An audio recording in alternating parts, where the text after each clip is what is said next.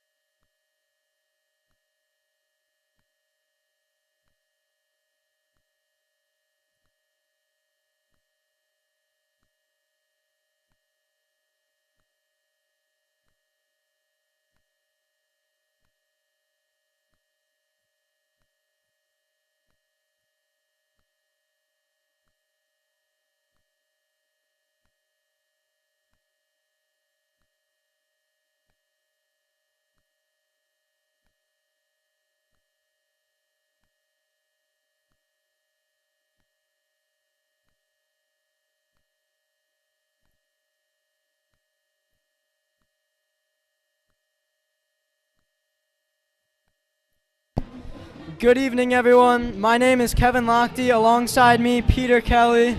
What's up, guys? Happy to be here. We've got a great game on tap tonight. Calvert Hall is going to be taking on Mount Zion Prep Academy from Lanham, Maryland. Calvert Hall, the favorites to win this one. But Mount Zion is certainly fired up right now, and first game of the year for Mount Zion, a dominant one, 38-0 over Bishop O'Connell from Arlington, Virginia.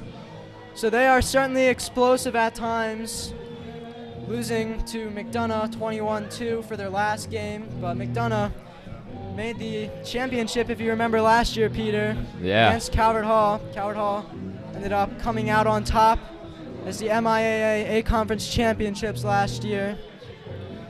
But a new season, this should certainly be a good game. We are going to step away for the national anthem and the coin toss, but we will be back for the first quarter action shortly.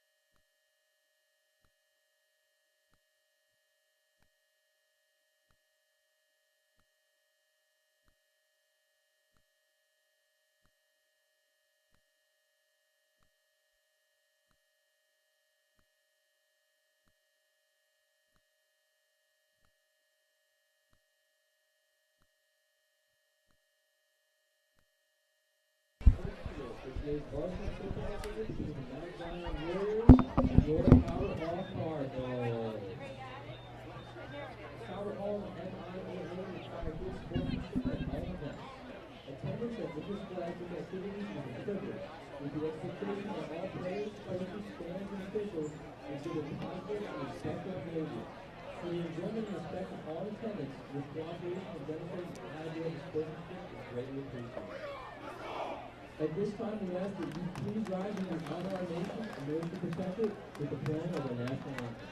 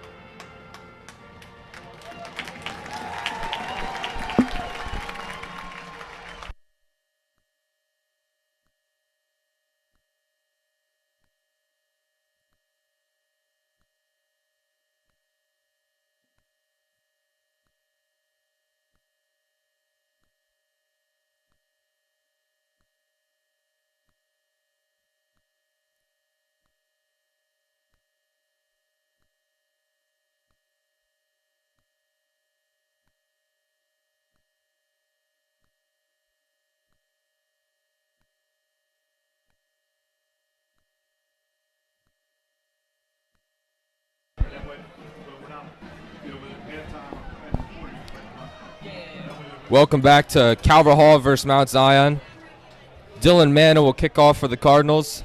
And back deep to receive is Michael Helwig, number 3. Dylan Manna, senior here at the Hall.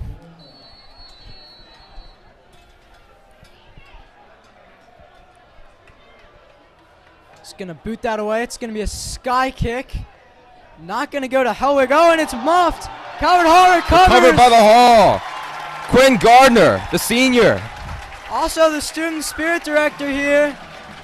That'll get the crowd hyped. Yes, it will. Dream start for the Cardinals. Great field position. Not sure what happened there for Mount Zion. Looked like he might have lost it there in the air. Maybe tried running before he secured the ball, but a costly mistake, especially going in as underdogs. You don't want to give Calvert Hall such good field position here to start things off. Yeah, it looks like that was Azizi Thomas who muffed the kick. Noah Brannick going to come out for this offense. DeJuan Dorsey in the backfield. Donnie Lewis out left. It's going to be a QB sneak for Brannick, and that's going to go nowhere. The designed run not working. Yeah, that play was blown up from the very start. Noah Brannick, a dual threat quarterback, just like Mount Zion's quarterback as well. Saeed Williams Jr., one of the best dual threats in the country. Have to see if Brannick can establish himself there, along with Dorsey in the backfield. He's going to go for a quick pass here. It's going to be completed to to Oliver Red, actually, class of 24 wide receiver, for a short pickup to make it a little bit more manageable. Yeah, they had trips to the right there, and it was pretty clear that was going to be a pass play, especially considering how poorly the run was executed the first time. So, gain of about 5 on the play, facing about a 3rd and 7. Have to see. Expect a pass here. Oh, pressure. And Brannick's going to go down. Number 60, Zeddy Roberts, defensive lineman with the sack. Quickly getting in the backfield. Brannick unable to escape. After a really rough start with the muffed punt, the defense making a statement here. Yeah, about a loss of 8 there. That's not a great start. They had a lot of momentum, but they just lost all of it on that quick 3 and out. You had to think Calvert Hall was going to at least come over with a field goal, but they've gone backwards, and Dylan Mann is going to be out for the punt. He's punting it off once again. It's a good punt. To Michael Hellwig. Oh, and a nice what a bounce. great punt. Out of bounds around the 4. Able to pin them deep here. Got some good spin on the ball.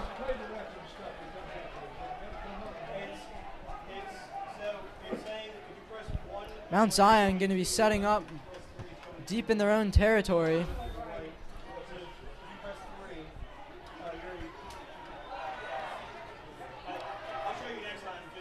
As we mentioned, Saeed Williams Jr., the quarterback here, just a freshman, already with an offer. It's very impressive. One of the best dual threats, as we mentioned, in the country. Actually looks like Gavin Harrison is going to take the snap, number 12. It's an interesting start here. It's going to be a handoff to number 28, Al Michael Wallace, for a short gain of about 3. Interesting that Saeed's not going to be starting this one out. Yeah, I was under the impression that he was going to be the starter, but maybe things have changed. Now it looks like Now number 4, Elijah Solomon's going to take a direct snap as a running back. The normal quarterback, Saeed, is lined up as a wide receiver, and maybe trying to confuse the defense here. Not sure. Saeed's going to take the end around, and he's going to get maybe 4 yards to set up a 3rd and short. We mentioned that he's dual threat, so maybe he's trying to, that was a design play clearly for him, so trying to establish a run game. We'll see if we have a 3rd different quarterback in 2 snaps. It looks like it is going to be number 12 again, Gavin Harrison. The 3rd and 3. Can go run or pass here. They've got options. Calvert Hall looking for a 3 and out. They're going to hand it off. Oh, and a hole for number 4. Elijah Solomon getting all the way past midfield. Showing his speed, not the biggest guy ever, but able to make a nice cut upfield and saw some green grass ahead. Yeah, Calvert Hall had an opportunity to get off the field there, just like Mount Zion put some pressure on Noah Brannick, but, the Knights decided to run the ball, and that worked out real well. Gain of about 25 on the play. We're going to stay with Gavin Harrison here. It's going to be handed off to Elijah Solomon again, but this time not much of an opening. And yeah, barely gets back to the line there. Maybe gain of 1 or 2, but certainly not much.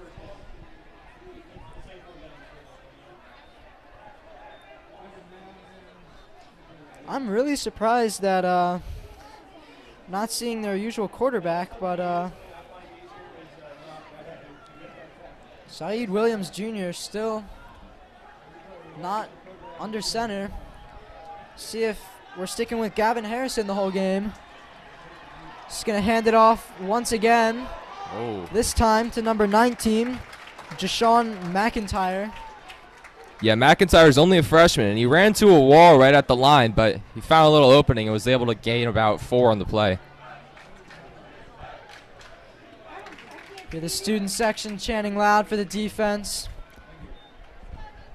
This place is absolutely packed tonight on a Cardinal Crazies night. Harrison going to take the snap again. Another handoff to McIntyre, and once again, stuffed by this defense. That'll set up a 3rd and long. He's brought down behind the line. Looks like by number 12, Duncan Kammer. 4th down, rather. And as you mentioned, Duncan Kammer with a nice stop. Last year he played a little bit of running back. Kind of plays all over the place.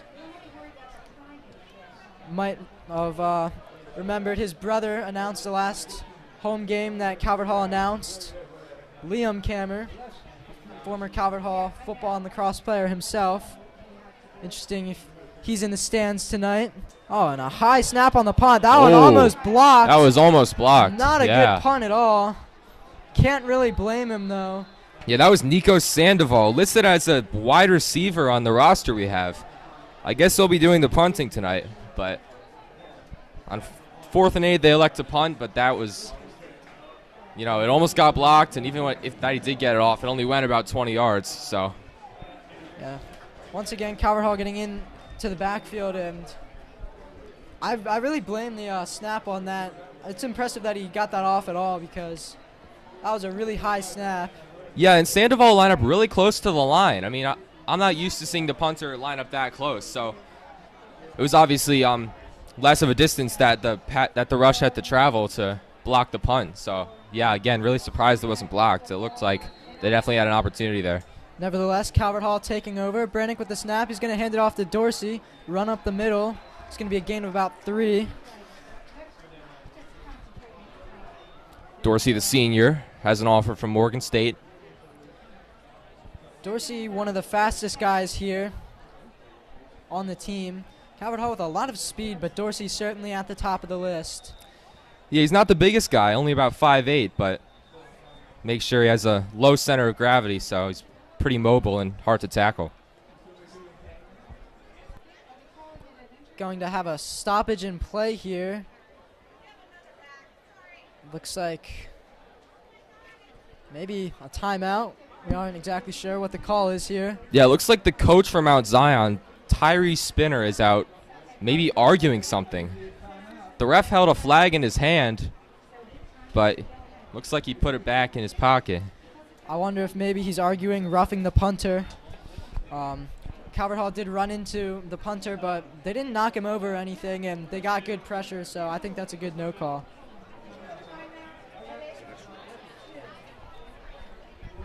Yeah, timeout was charged there, but it looks like Spinner just used the opportunity to, talk to the refs there. Yeah, Spinner certainly didn't look happy there, but looks like he did not win that fight, and Calvert Hall is going to line up again, and with once again Dorsey in the backfield. A lot of times you'll see Calvert Hall going with multiple different running backs. So yeah, far Oliver tonight. Red just went in motion there. Just sticking with Dorsey, and predominantly heavy on the run for both sides so far. Not too much success by either side. Yeah, about a gain of 1 for Dorsey there. Wasn't a great run. It was kind of, he had a lot of guys on him as soon as he got the ball. Have to see if Calvert Hall can start incorporating this passing offense maybe soon. They've got 2 of the best receivers you can possibly imagine having in Donovan Lewis and Chris Hewitt. And Hewitt's only a freshman, so excited for his time at Calvert Hall. Rolling right. Looks like he's got going to room. scramble. He's going to keep it, and he's going to pick up the first down. Brannick finding the opening. No receivers open downfield, taking matters into his own hands. Yeah, great job by Noah there. Picked up about 11, got out of bounds, stopping the clock, and yeah, just great. He's in the right state of mind to, take off instead of trying to force a throw downfield. Yeah, Noah, a very tough guy. Certainly not afraid to take off and maybe even take a hit for the team. It's going to bring up first down. Another handoff to Dorsey. A little opening there. It's a solid pickup. Good blocking by the offensive line, led by left tackle Brad Huber. Yeah, the line for Calvert Hall struggled in its last game at home against Life Christian Academy. Brannick was pressured a lot of the time, but so far they're looking pretty good tonight. Life Christian Academy was certainly a difficult test for them. A nationally ranked team. They fell a little bit short there, lost by a few touchdowns. As Dorsey gets another handoff. Very close to the first down if he didn't get it. It looks like it's going to be third and very short. Maybe half a yard to go. Yeah, they're really trying to establish the run here. It's not a lot of big runs, but it's bits and pieces, and they have a 3rd and short right now, just 3rd and 2. So Only 2 receivers out wide, so Coach we'll Ward see if they mentioned run it. before the game that he really wanted to establish a run, and that's certainly a good run right there.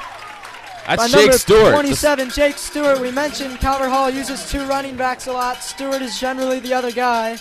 A lot of times you'll see both Dorsey and Stewart in the backfield. Yeah, Stewart is a 2-sport athlete. He plays baseball as well.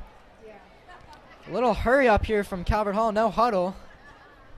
Stewart in the backfield. Brannick's going to pass that one.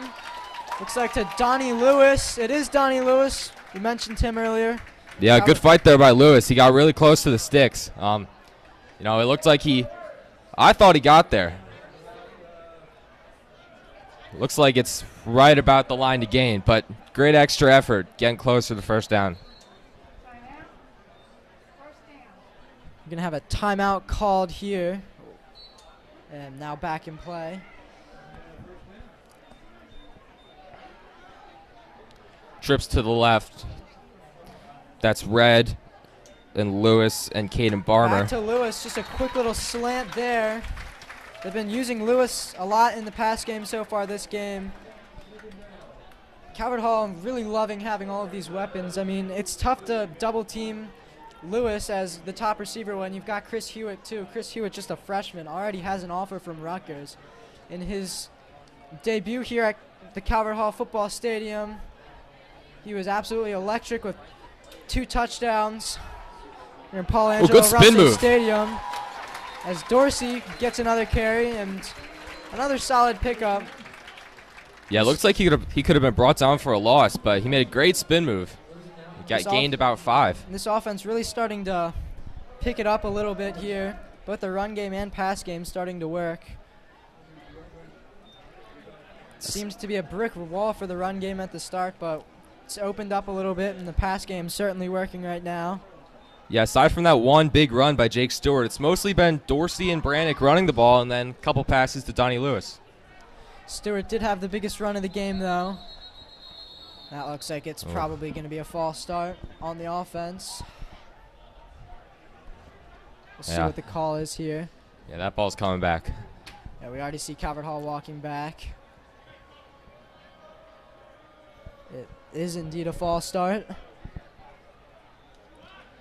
Offensive line getting a little bit antsy.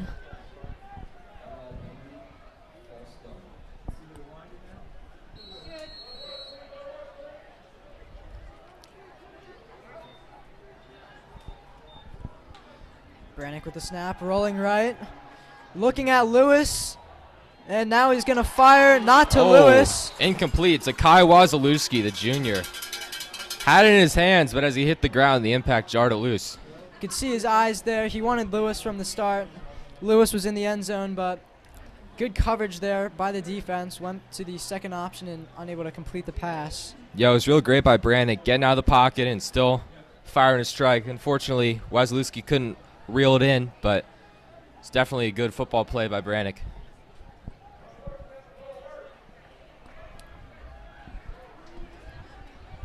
I'll bring up second down. Another pass here. Brannick with lots of time. Getting that off to Oliver Red. Oliver Red with a return earlier today. Oh, it's coming back. It's like holding on a lineman. It's 2 straight penalties on the line. That'll negate a big play. For Calvert Hall, you really don't want penalties to be hurting you this game. As the favorite, you don't want to give up stupid mistakes. So we'll see if Calvert Hall can clean that up a little bit as this game goes on. Yeah, they've got a long distance now. It's going to be about 3rd and 25. Or excuse me, 2nd and 25. You'd think they'd be looking to pass here. You could see them maybe doing a screen pass here, just try and get some of that yardage back, make it 3rd and manageable, maybe try and get into field goal range. I wouldn't try and get it all back at once, but we'll see what we do here.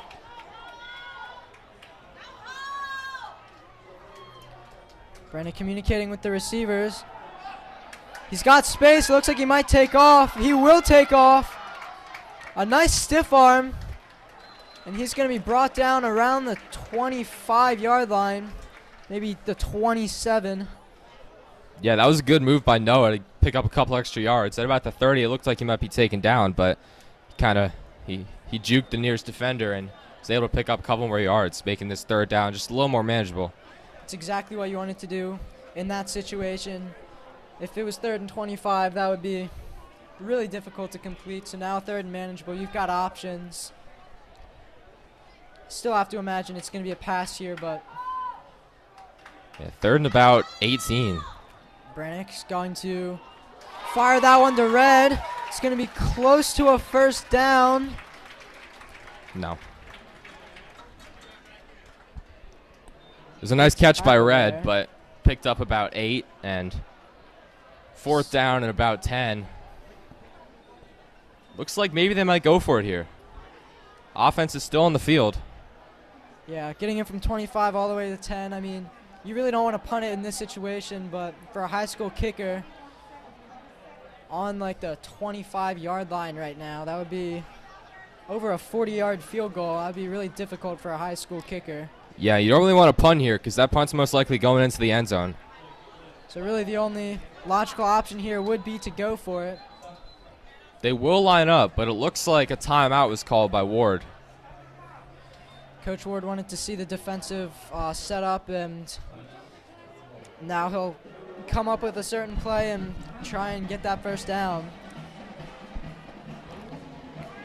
It's a pretty far field goal. It's about 40 yards, but it's not totally out of reach for Dylan Manna. I mean, I've seen him making 40-yarders and 45-yarders in warm-ups, so we'll see what happens. Maybe Ward didn't like the defensive alignment, and maybe he'll send out his kicking team, but if it were me, I would go for it here, just to kind of try to get some momentum, and they're already pinned back pretty far. So, having played soccer with him, I can assure you that he does indeed have a very big leg, but I agree with you, Peter. I think going for it here is the right call, especially because they've had such a good drive.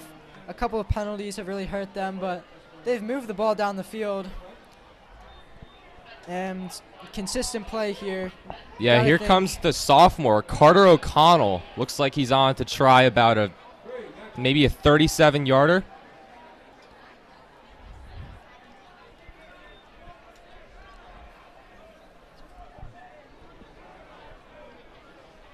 Taking that from the Looks like Dane Grunder, the backup quarterback. 28-yard line. Interesting that Dylan Manna is not taking the kick. He might go for the leg. Oh, and the snap is botched. That's not going to work out. He tried to get it away, but Carter O'Connell really had nowhere to go with that one. Yeah, it was a smart play just to kind of throw it into the ground. I mean, it was kind of blown up from the very start, and it's obviously not ideal, but the Knights won't have great field position, so maybe the defense can get a stop and force a punt. A very low snap. That one rolled to the long snapper, or to the holder. This score is still 0-0. Feels like Calvert Hall has kind of dominated the time of possession, but the score is still 0-0 as the first quarter ends. We're going to step away for a moment here. We'll be back for the second quarter.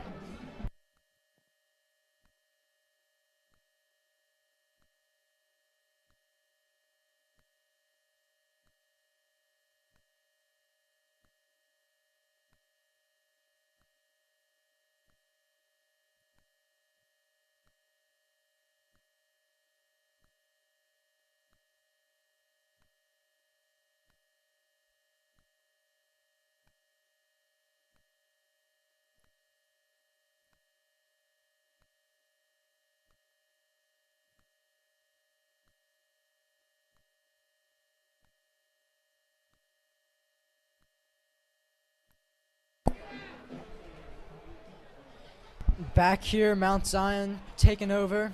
Well, Start here the is second Saeed quarter. Williams. Harrison took the snaps in the first drive, but Saeed will run it here. He got absolutely lit up on that hit. Oh, looks like a Cardinal might be a little hurt there. A little slow to get up, but That's number 40, Xavion Crum. able to get off on his own power still. Looks like he'll probably be okay. I think he was the one that delivered the hit. Maybe it was just such a big hit, he kind of maybe hurt himself in the process. Williams still in, going to take the snap here. Fire that. Oh, incomplete to number 6, KJ Saunders. Looked like he was open there for a second. Maybe the throw a little bit to the left of him and high. Yeah, right through his hands there. Ricardo Cooper in coverage, and he put just enough pressure on that the ball was sailed through his hands. If he was able to hit him in stride, that could have been a really big play, but he still was close enough, and as you mentioned, through the hands there. Going to want to have that one back, both quarterback and wide receiver. It's going to bring up 3rd down and medium. It's going to be a flag. Looked like some movement on the line.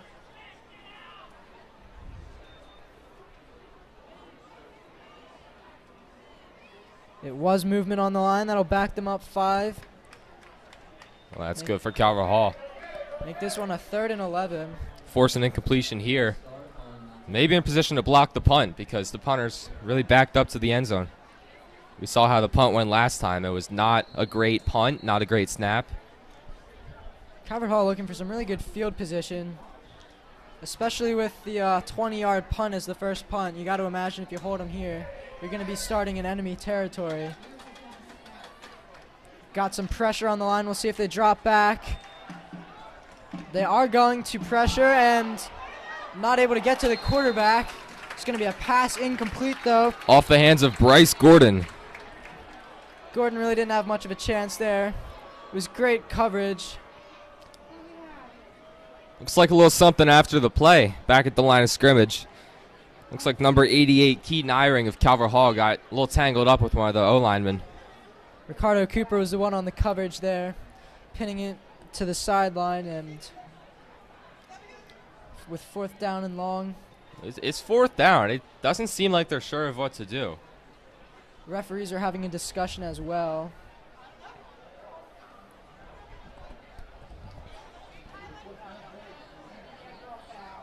It's going to be a personal foul call against Mount Zion.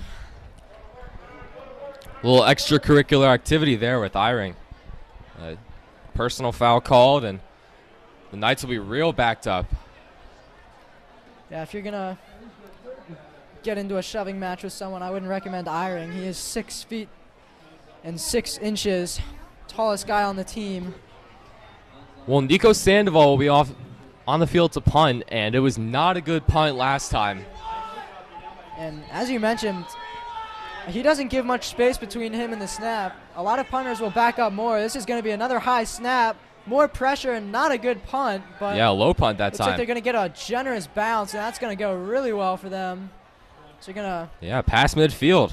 Get that to about the 48-yard line of Calvert Hall.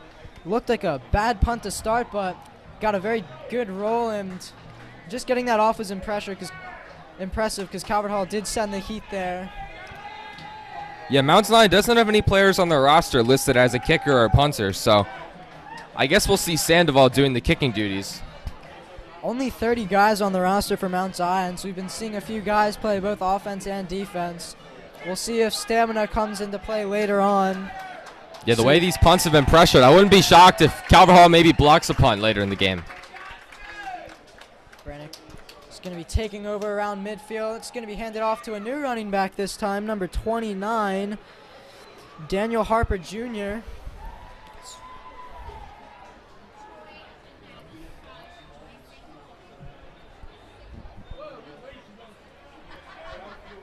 Still nothing game.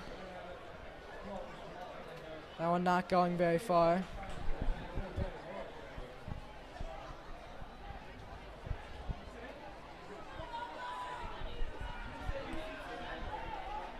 Coach Ward talked about how he really wanted to establish the run game early, and we've done a semi-decent job, but looking for that explosive play. That's still another handoff up the middle. That's number 29, John Asukwo, the sophomore. Get them across midfield. Well, you'd think they'd be looking to pass here on 3rd and about 8. I'd have to imagine.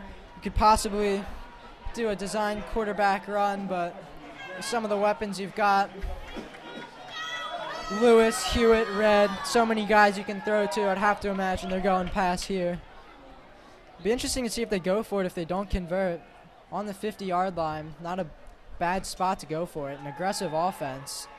That pass is going to be completed to Chris Hewitt, but let's see. It's right around the line to gain. Let's see where they spot it. It's going to come down to the spot, and they will give them the first down.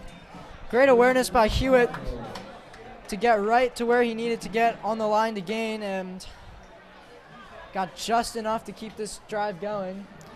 Yeah, the standard formation so far for Calvert Hall has been starting with trips to the right with Barmer and Lewis and Oliver Red, and Hewitt one-on-one to the left as they're doing again. But most of the time, Red will go in motion and switch to the Hewitt side. Looks like he'll stay there now. Maybe a handoff, a nice little move there by Asukwo.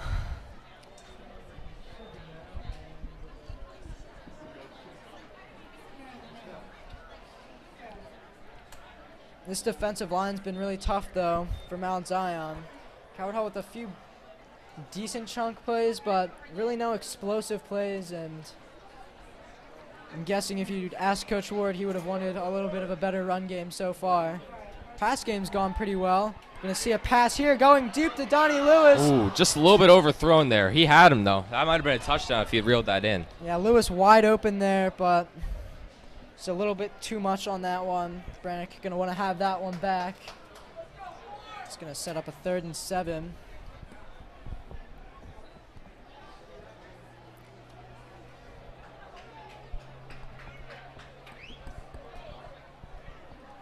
Lewis coming off the field for this play.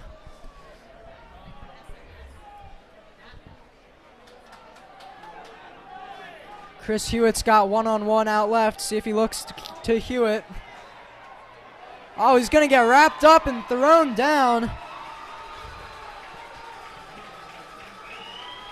Terrence Reed with the play. That's going to send the punting unit on. That was a big loss there, a loss of about 11. Once again, this defensive line getting through the offensive line. Linebackers have been sending good pressure as well.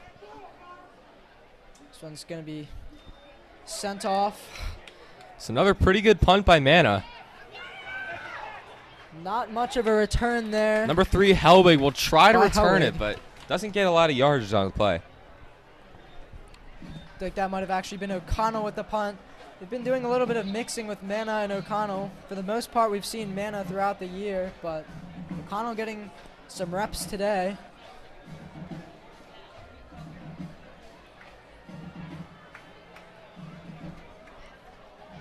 I'm going to step away here for no. Looks like offense is coming back out. Well, it's Saeed Williams again, and we saw Harrison on the first drive, and that's when they kind of moved the ball the most effectively. But I wonder if we'll see kind of a dual quarterback set for the Knights. Yeah, I was wondering that myself. They switched quarterbacks between the first and second quarter, and I could definitely see them switching it up again, try and keep Calvert Hall guessing.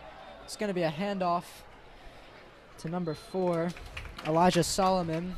Once again, not a big run. Looks like Solomon didn't think he was down, but the refs blew the play dead. Yeah, I don't think Solomon was escaping that in the arms of multiple defenders. But as you mentioned, he just kept churning those legs.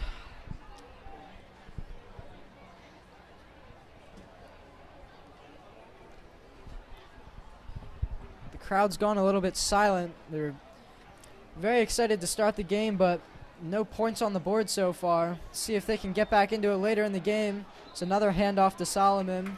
Doesn't go anywhere. Good open field tackle by Patrick O'Keefe, captain for this team. Have to expect he'll be playing in college.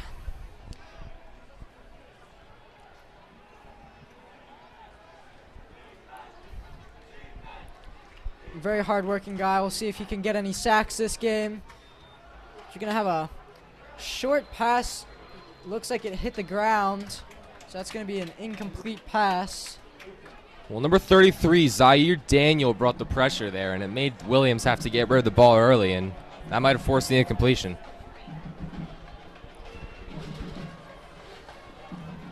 That'll be a 3 and out for the Warriors. Once again, punting right in front of the end zone, so we got to expect good field position. Yeah, he's only about 8 yards back behind the center. Donnie Lewis back to It's receiving. blocked. It is blocked.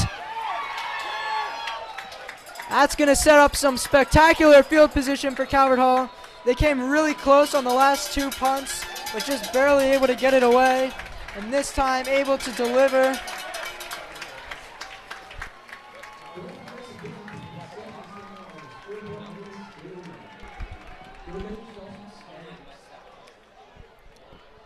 Multiple guys in the punter's face there. Howard Hall going to be setting up in the red zone. Looks like Jackson Gister was bringing some pressure. Number 92.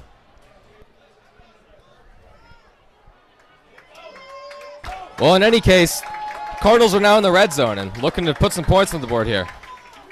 Going to hand it off once again to number 29. John Asukwa. We've seen 3 running backs so far this game. Keeping all the legs fresh. Calvert Hall with a big roster, so they're able to do that. Yeah, Dorsey kind of started the game. On first and second drives, he was basically their whole offense. And then Stewart came in for some big third down runs. But as of late, it's been Asukwa taking most of the carries. Asukwa once again in the backfield. He's going to receive here and cut up field and maybe get a gain of about 3. Well, Asukwa's made some nice moves to give the Cardinals some very manageable opportunities on second and third down. Really surprised we haven't seen more passing from this offense. The run game hasn't been as good as it usually is, and seen some really nice passing catching, so really trying to establish that run game. They're unable to do so. We'll see if maybe they turn to the pass. Going to see a pass here into the end zone. Beautiful. Going up and catching that. It's going to be a touchdown. Number 10, Caden Barner. He took a tough shot there going up. Got absolutely laid out, but able to hold on to that one. Student section's going wild. Yeah, Barmer really got up for that one. He showed off for the hops. Great block. Great protection. Great block by number 71, Chase Dorsey. That was 2 sophomores right there helping out their senior quarterback, ultimately putting some points on the board. You mentioned you really wanted to see a little more passing there and get a beautiful passing catch for the touchdown as Mana boots the extra point through the uprights. The first points of the game coming with just 5 minutes left in the half. But a lead is a lead, and taking the momentum as well, going up by 1 touchdown. A little ironic how you were talking about how the run game has kind of been the predominant part, and as soon as you said that, Brannick delivers a strike to Barmer for the touchdown. So maybe that's a sign of things to come. Maybe they'll start to incorporate that passing attack more, and maybe they'll put some more points on the board.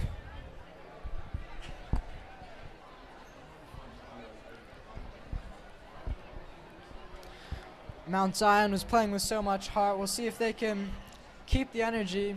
Can be a little bit deflating when Yeah, they got give 3 up the men. turnover and give up the points there. They've got 3 men deep right now. Hellwig, who we've seen return some punts. They've got Nico Sandoval, who's done the punting so far, and the freshman Jay Sean McIntyre, who's got an offer from Duke.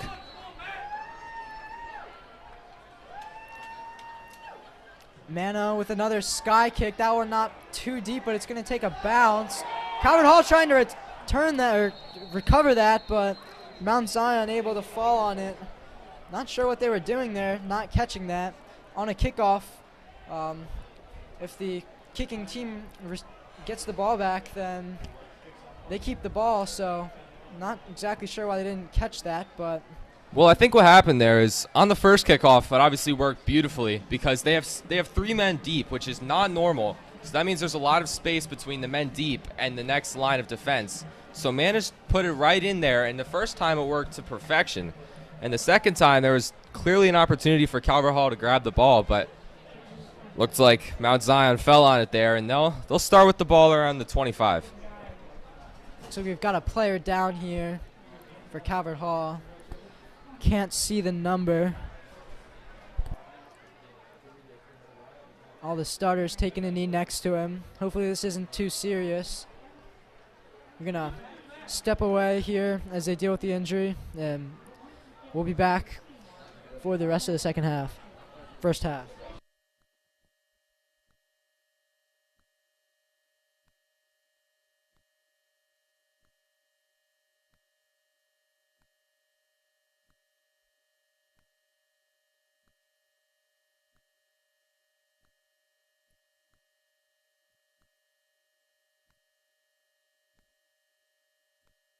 Looks like it's going to be number 5, DJ Ringgold, the senior cornerback. Looks like he's able to get off on his own weight, which is a good sign. Certainly limping off the field, though. Hope to see him back in. Well, Saeed Williams is about to start his 4th drive as the quarterback, and it looks like he's there to stay. Just about to mention that as we have a little end around that's going to be quickly halted by a false start.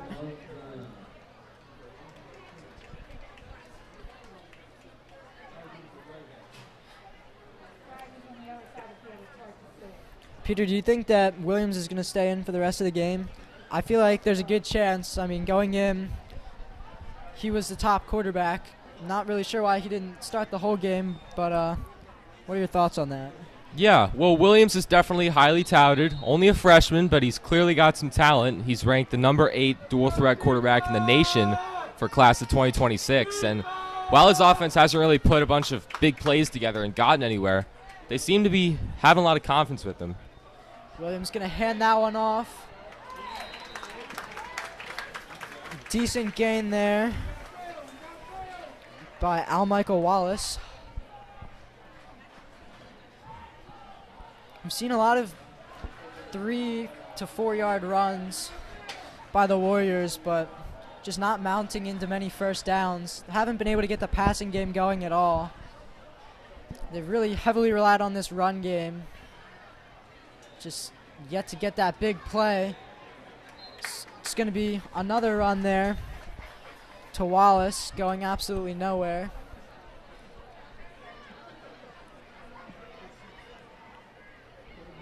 Well, 3rd and about 8 here for the Knights. Stuffed by Dory, the defensive lineman.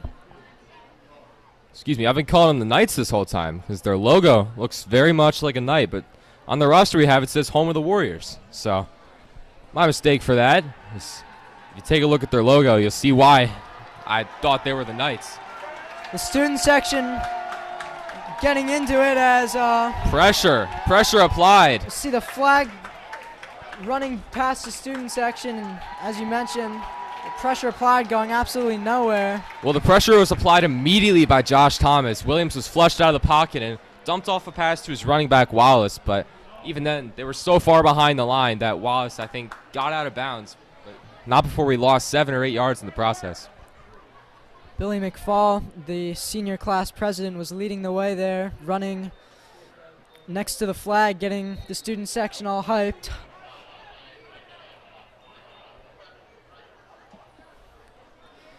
Yeah, as you mentioned, the Warriors, I mean, there's a lot of confusing things about this roster. A lot of guys playing multiple positions as well. Well, Calvert Hall just caught a timeout. It'll be 4th down again. Maybe they'll try to draw up a play to make sure they can block that punt and recover it. And because I feel like a broken record, but Mount Zion's backed up again, and blocked punt maybe goes into the end zone for a score. The special teams really came up big last time. You know they're going to send pressure again. After almost blocking 2 and then getting the block last time, you've got to imagine pressure's coming here. Donovan Lewis once again back deep to receive. special teams and defense really have been the biggest factors so far in this game for the Cardinals. Oh, and it's going to be a it's fake a fake punt. He's going to pick up the first down with That lots of worked running beautifully. room. Number 1, Nico Sandoval, listed as a defensive back and wide receiver, going to take that one almost to midfield. No listed punter on their roster. Yeah, because of how poorly their first 3 punts were executed, I'm not surprised that they did that. In fact, I'm surprised they didn't do it earlier before the punt was blocked. I mean, it worked beautifully. There was great protection, and Sandoval showed off great speed there. So Calvert Hall with lots of pressure up the middle trying to get the block, so a good designed run to go left, and there was nothing but green grass for him.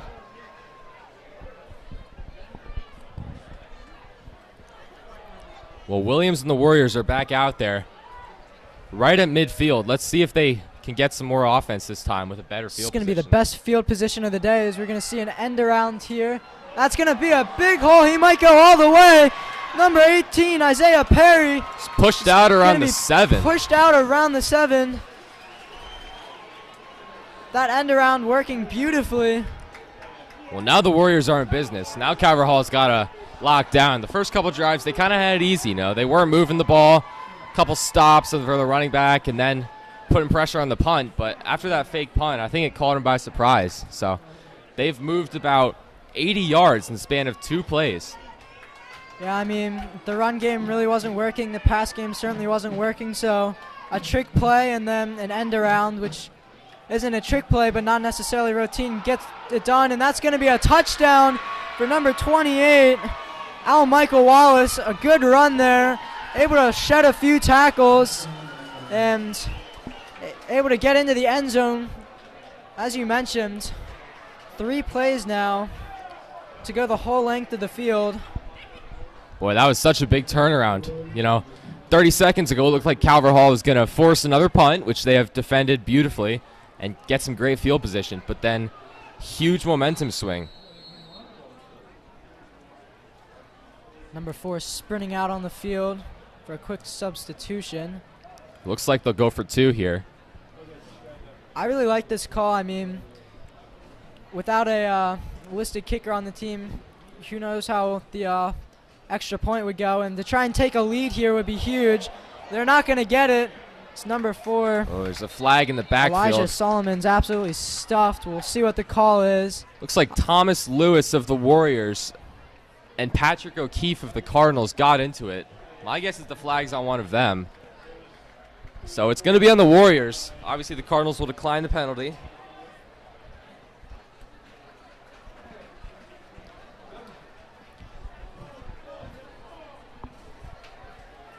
Couple of personal fouls after the play on the Warriors. Saw the one earlier against Eyring, and if this is indeed a personal foul, another one here against O'Keefe. Got to keep your cool in a close game like this. Don't want to give up field position. Just 3 minutes left in the half. Cardinals are certainly going to be looking to expand on the lead right now. They've got a 1-point lead as that 2-point conversion was no good. Well, the Warriors will kick off now, and we haven't seen them kick off yet. And because of their lack of a kicker, it looks like Jaden Edwards put the ball on the tee, listed as a defensive back and a linebacker. No one right now is really back deep for Calvert Hall. The farthest one they have back is number 1, Ricardo Cooper. Yeah, Ricardo Cooper is lined up around between the 25 and 30, and certainly not where you'd normally field a kickoff. Having a long time out here to get this kickoff away. Well, it looks like Calvert Hall might be anticipating maybe an onside kick or a squib kick, because they've got a lot of their starting wide receivers out in the field. That's a great point. Yeah, they got Barmer and Lewis and Hewitt and Oliver Red all on the front line.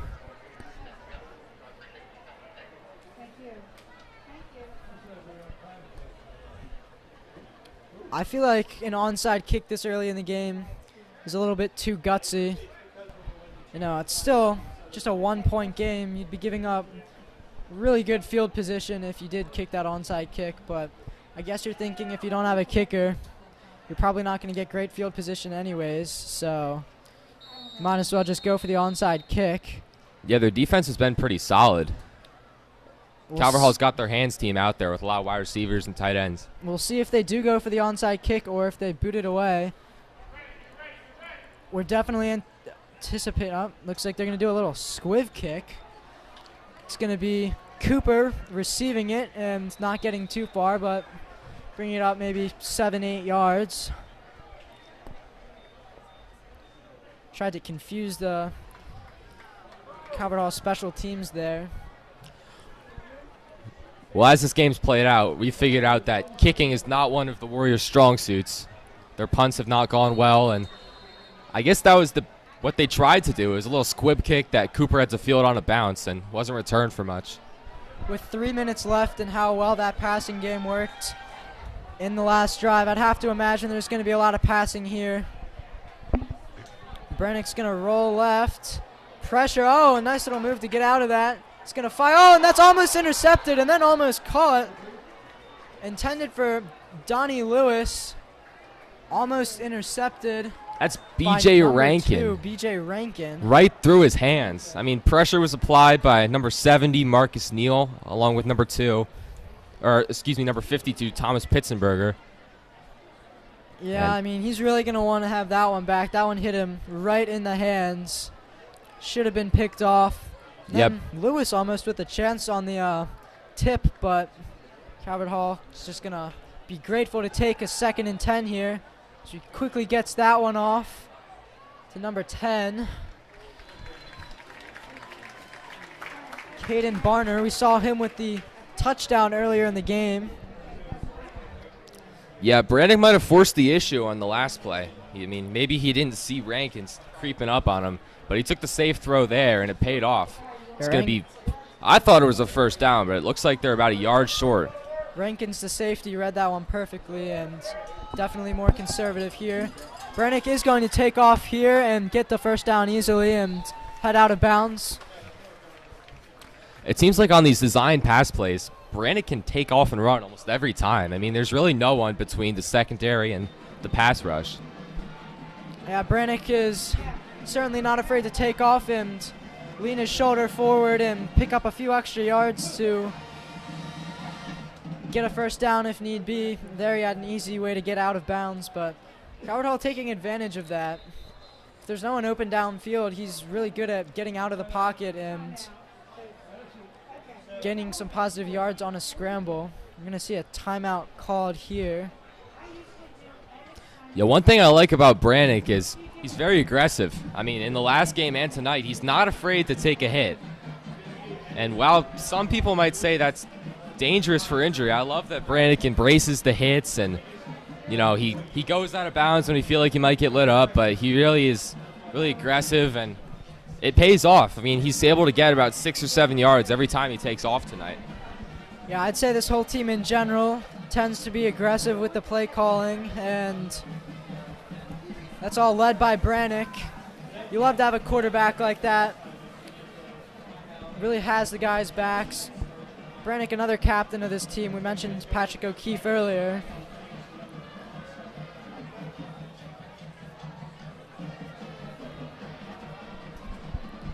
This will be his last year here. He's been the starting quarterback now in his 2nd year as a starter, but been on the team all 4 years. Yeah, he led the Cardinals to the MIAA championship last year. Yeah, didn't just lead him there, but we got a victory as well. Flag in the Brannick was backfield. looking for a flag there, and he looks like he's going to get one, so I'd have to imagine this might be against the defense. Well, it could be holding, but it also could be roughing the passer. I mean, when I saw the flag go up, I mean, there was one Mount Zion guy back there, and he was right near Brannick. So I wonder if that's the case. Yeah, it is. It's a personal foul, and the Cardinals get a free 15. Yeah, there wasn't too much contact there, but the ball had been out of Brannick's hands for a long time when he got shoved there. So not too difficult of a call there for the refs. Yeah, it looks like Spinner is arguing, but the crew chief is saying that hand to the face, and that's a pretty easy call there. Dorsey back in the backfield, but Brannick going to pass again. I don't know how he got out of that. Now he's probably just going to throw it away. He's throwing deep downfield to Lewis, and that's a touchdown. Man, what a play! How in the world did he get that off? He had multiple guys in his face. Looked like a for sure sack. He somehow spun his way out of it.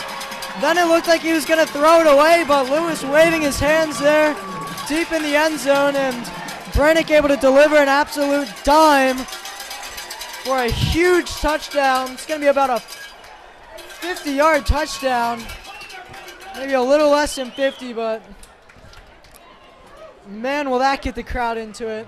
Wow, I mean, that just showed the elusiveness of Brannick right there. It was almost certain that he was going to go down, but he rolled out, and running towards the sideline, he fired a perfect strike to Lewis, who was streaking across the back of the end zone. Yeah, I don't know how he got that off. He was waving his hands around. Looked like he was for sure going down, but somehow able to escape the pressure and then find Lewis. Gonna have O'Connell taking this extra point. We saw Mana kick the last one. That one's gonna be good. Bringing this lead up to 8. Still a one-possession game.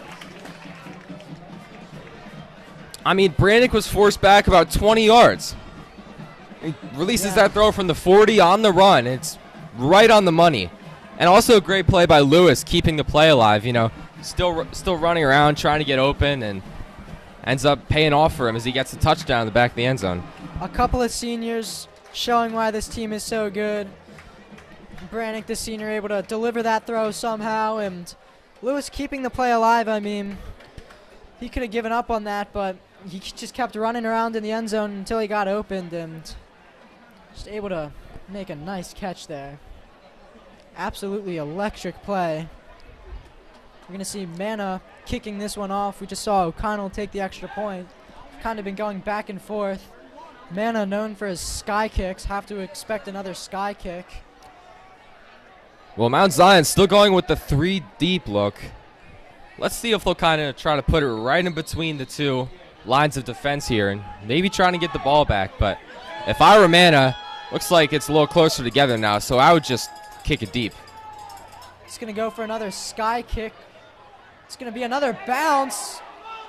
Able to recover that. It was number 3 of Mount Zion, Michael Hellwig, the wide receiver. But once again, dangerous play if you're Mount Zion, letting that one bounce. Dylan gets some spin on the ball. As you saw, that one spinning back left the way it came from, and nice athletic play there to fall on it, but ideally you don't want that to happen. No, I mean, Mana's done a great job with that kick, and I mean, if you're Mount Zion, you just got to attack that, plain and simple. You cannot let that bounce, especially since it's end over end. It was pretty clear that if it was going to bounce, it's going to bounce right back to where all 11 Cardinals were rushing. So it's, especially on that last kickoff and on this kickoff, Mount Zion got really fortunate that they were able to recover that ball. Once again, going to see Williams, and that's going to be some movement. It's going to be a false start, backing them up 5. Yeah, there was a lot of motion there. It looks like number 18, Perry, and number 4, Solomon were all going in motion, but maybe too much motion, especially on the offensive line. Calvert Hall Cardinal running around with the flag, really getting that student section into it. This place absolutely erupted after that touchdown. Willis is going to take the snap, hand that one off for another medium gain, maybe 4 or 5. Well, Mount Zion's got no timeouts, which means they can't stop the clock, and you know they've got about 70 yards to go, or maybe about. I mean, I guess there is no field goal range. You don't have a kicker on your roster, but maybe if you get within the 10, they'll try a field goal. I was going to say, with just a minute and a half left and no real kicker on your roster, it looks like they're going to just play a really conservative game here.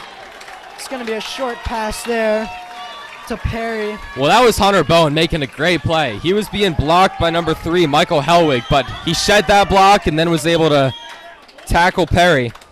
And they let a lot of time bleed off the clock there, which makes me believe that maybe they're not trying to score here. Maybe they'll just go into overtime, or go into halftime and try to regroup.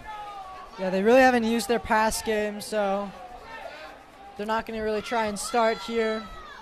They're going to take the conservative route here and just let this clock run out. Expect another run or short pass here, and that'll be the end of the half. Looks like they might go deep here, but now we're going to see a scramble from Willis. It's not going to get very far. Does get a first down, though, and he gets out of bounds, which stops the clock at 33 seconds. With just 33 seconds, though, they've got a big field ahead of them, and got to imagine it's touchdown or nothing. Yeah, it was great awareness by Williams there. He's trying to signal to his receivers maybe he can get a little more room, but he took off, gained about 20 yards, and got out of bounds, which is the most important part when you're running a 2-minute drill. After 2 conservative plays, they ran a couple of posts there. Looked like they were going for a deep ball, but no one opened. All the time in the world here for Willis, but now he's sacked and he fumbles the ball. That's going to be recovered by number 70 of Calvert Hall. Nathan Nosen with the recovery. That's what you absolutely could not do if you're Mount Zion. You've got to get rid of that ball. Oh, flag on the play. Looks like they might be getting a little extra yards. Looks like maybe something from Mount Zion at the end. But this is just such a big turn of events. I mean, Williams just could have thrown that ball away, gotten off one more play, and then they could have gone to halftime. But now the Cardinals have 23 seconds left. Short field, maybe being even shorter with this flag. We'll see what that is. Got 2 timeouts as well. Yeah, that's such a costly play there. I mean, you thought you were going in down 1 possession. It's going to be an unsportsmanlike conduct penalty on Calvert Hall, by the way, for the penalty. A little too much celebrating there, I guess, after the turnover. Yeah, I mean, that's a huge booster. I mean, already with momentum, Calvert Hall, but now even more momentum, and they're going to be trying to make this a 2-possession game here.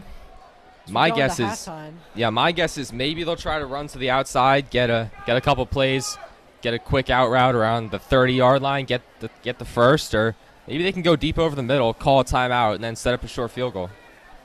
Both Mane and O'Connell with big legs, so Calvert Hall could certainly try and kick a field goal. Obviously not from this deep, but if you pick up maybe 20 or so yards, it'd be worth an attempt. You could always try getting it into the end zone. Brannick certainly has the arm. Oh, and that one's almost almost fumbled, but somehow able to get that off to Hewitt. Well, he was going for Red there, and Red was about 10 yards down the field from Chris Hewitt, but that was very fortunate Brannick had a lot of pressure on it, but that was fortunate that ball fell right into the hands of Chris Hewitt. He's able to pick up a first down. I don't know how in the world he got that off. It looked like it was going to be a strip sack and maybe another quick turnover. The defender got his hand on Brannick's throwing arm, but he somehow holds onto the ball and even delivers the pass. Well, Calvert Hall will call timeout here. It's been a really exciting finish to this half with the deep touchdown from Brannick to Lewis, and then the turnover by Mount Zion and an almost turnover by Calvert Hall. Well, they've got about 12 seconds left. They got 1 timeout. They're at about the 30. It's a long field goal from here. My guess is they try to pick up 10 to 15 more yards and then try to put up 3 and make it a 2-score game. Yeah, and I mean, they have options. I would definitely agree to go 10 to 15 yards here, and if they don't get it, then you can throw the Hail Mary and see if that works. But if you get the 10 to 15 yards, certainly look field goal to try and make this a 2-possession game going into the half.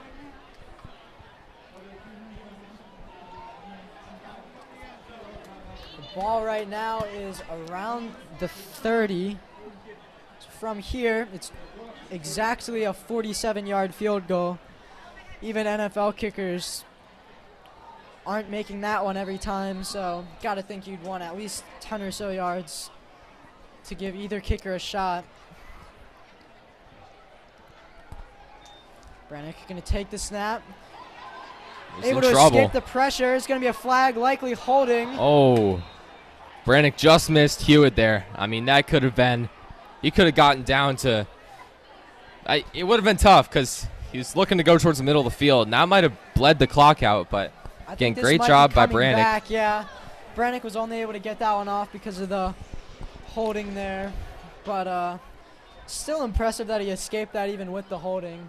That's Yeah. not good, backing them up 10. With just 4 seconds left. Well, they'll probably take a shot at the end zone, and Brannick's been great all night escaping the pressure. Yeah, I'd have to imagine it's going to be a Hail Mary here. Brannick does have the arm to get it there.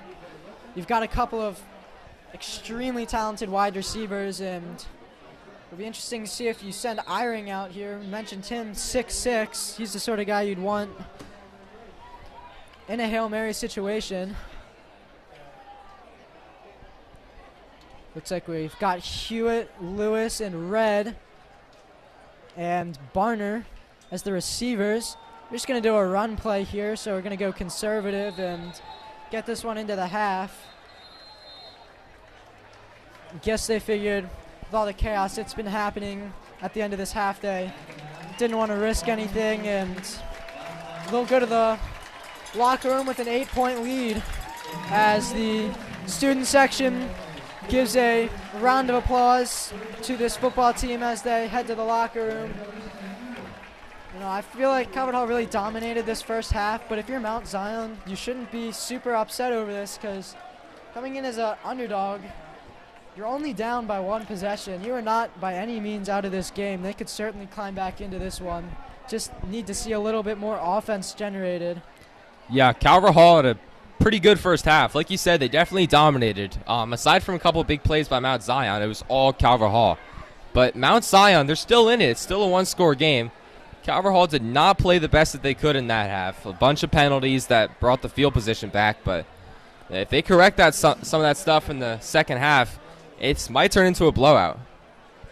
We'll have to see. We're going to have the Calvert Hall marching band perform here at halftime. We're going to step away here, and we will be back for the start of the second half.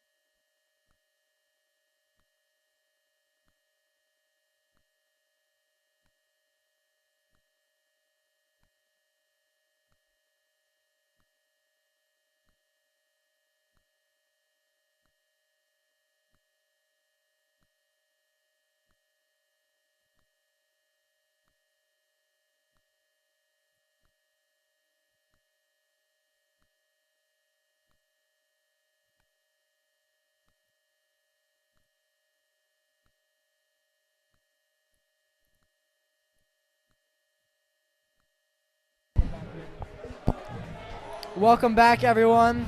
We're back here for the second half. After a crazy finish to the first half, it'll be really exciting to see how this game unfolds. Calvert Hall is going to be receiving to start this half.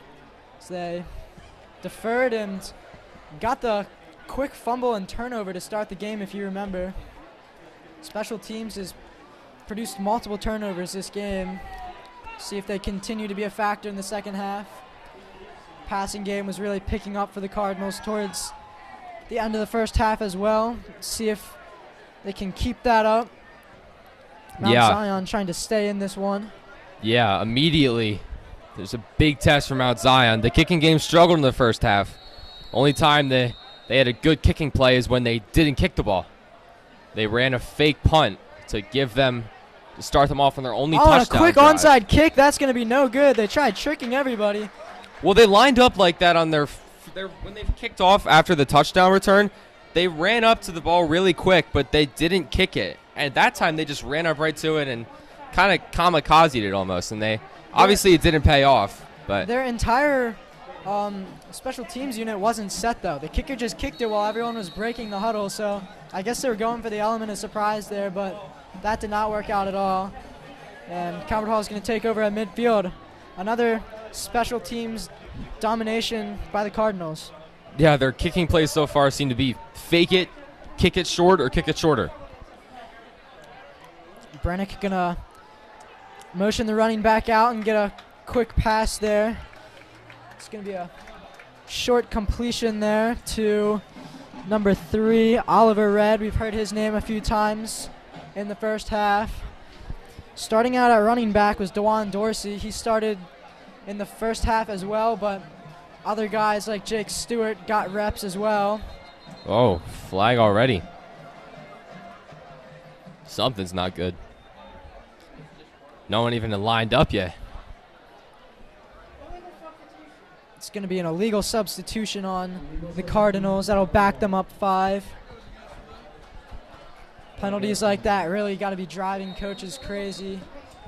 Yeah, that one hurts. That they just lost all the yardage that they gained on that catch by Red.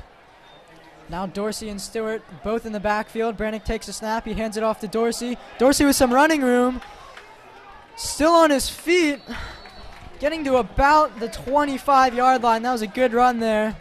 Able to find an opening and take a few guys with him. I mentioned Calvert Hall really wanted to establish that run game. That's a great way to start off. They certainly established the passing game in the first half. If you can get both sides working, this game could turn into a blowout. Brannick taking the snap again. Another handoff to Dorsey. Some more running room. It's going to be a solid gain of about 7 right up the middle. Offensive line doing their job too, creating some holes. Yeah, that's kind of been Dorsey's MO so far. He's just not a lot of big gains, save for that last one, but bits and pieces, just 5 yards, 7 yards, 3 yards, just picking up enough to give the Cardinals a chance. Ever since they've taken over, they've just been driving down the field, knocking on the door of the red zone. Oh, something didn't look good there. Looked a little bit awkward at the snap. Yeah, that might be on the Cardinals. Looked like Dorsey was set up next to Brannick, but he went in motion first. Oh, penalties against the Warriors. Yeah, I thought that maybe that would be, something where the guy wasn't set during the snap, but turns out it's a neutral zone infraction, offsides. So Calvert Hall will take that one and make this much more manageable.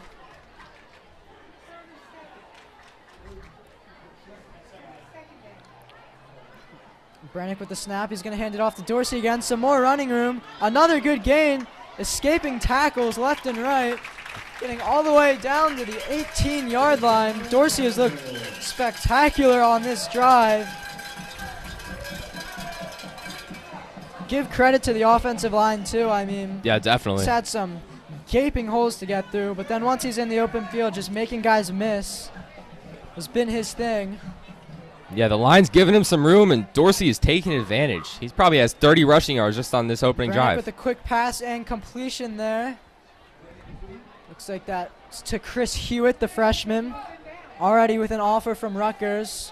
He's certainly going to be a big problem for lots of cornerbacks for years to come here. Had a huge debut, as we mentioned, with 2 touchdowns in his first game at Paul Angelo Russo Stadium.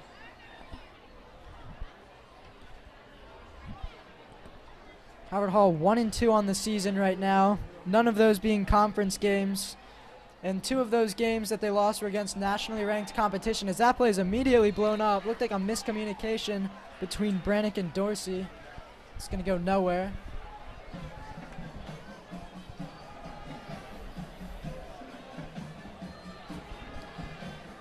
The last game, as we mentioned, as a loss was against Lipscomb Academy from Tennessee. Yeah, they went down to Nashville, and they wasn't a great game for the Cardinals. Lost 35-0, but they had a good time down there. They got to tour the Titans practice facility. Meet up with a former Cardinal, Chance Gamble, who's currently on the Titans. Yeah, and I mean, a really good opportunity for these guys. Oh, and almost picked, and it is picked. Oh, no. Oh, nope, they're saying incomplete. They had 2 opportunities to pick it. It went Looks right like out of 50. the hands of Michael Hellwig. Yeah, Hellwig was the second opportunity. Looks like Akpolu, number 50, was the first man on it. Went through his hands, and then on the deflection, Hellwig dropped it again. So A dangerous pass there and a flag down on the field as well. Yeah, as we were mentioning, though, went all the way to Nashville, Tennessee. It was a great experience. Obviously, the score didn't end the way they wanted to, but Lipscomb, a nationally ranked team, one of the best teams in the whole country. So getting exposed to some amazing competition like that should really help them get ready for their conference play. So that penalty is going to be against the Warriors. And now Calvert Hall has the ball inside the 10. Let's see if they can put together a touchdown drive here. It's 1st and goal from about the 9. Dorsey in the backfield after that dangerous pass. Gotta think Dorsey's getting it. He will.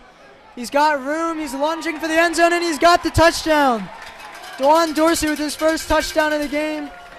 It's going to bring Calvert Hall's lead to 20-6, soon to be 21-6, assuming they make the extra point. Now that whole drive, he was so explosive. Yes, the he was. offensive line able to do such a good job as well. But once he's in the open field, he's so fast. We mentioned one of the fastest guys on the team. He's so hard to tackle in the open field, and you really saw that on this drive.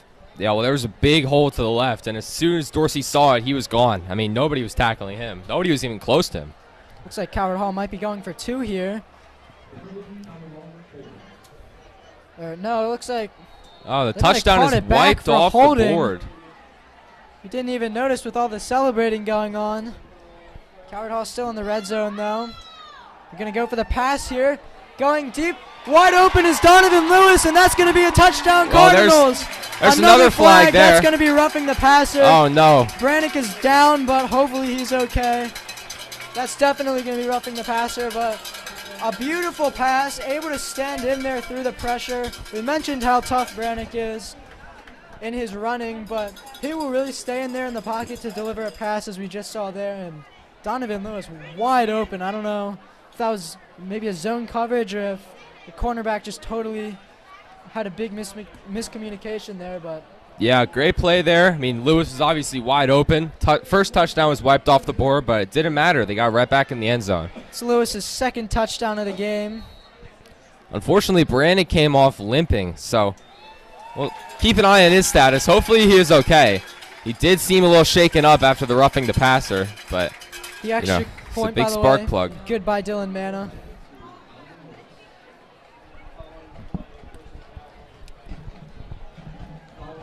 We're going to step away for a moment here, and we will be back shortly.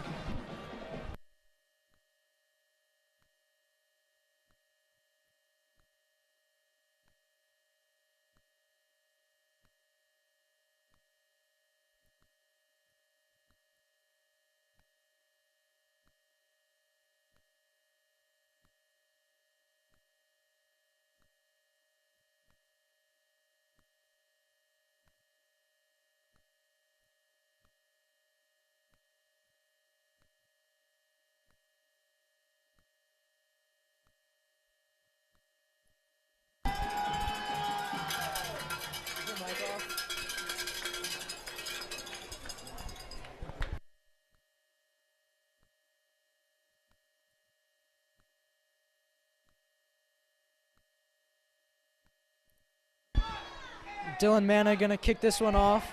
He's had lots of success on the kickoffs. Yeah, the roughing the passer call is going to make this a really short kick. They're going to move it up to about the 45. Dylan Manna's known for the sky kicks, and his sky kicks have brought lots of problems to this Warriors special teams. They haven't been able to catch any of them, and then he gets some spin on it, so it starts bouncing back towards Calvert Hall. There's been a few kicks where it's almost been turnovers. Certainly look to pin them deep here, maybe even force a turnover. That one looks like it's just going to go into the end zone. He booted that one away. So they will have a touchback. A little surprised that they didn't go try and pin them, but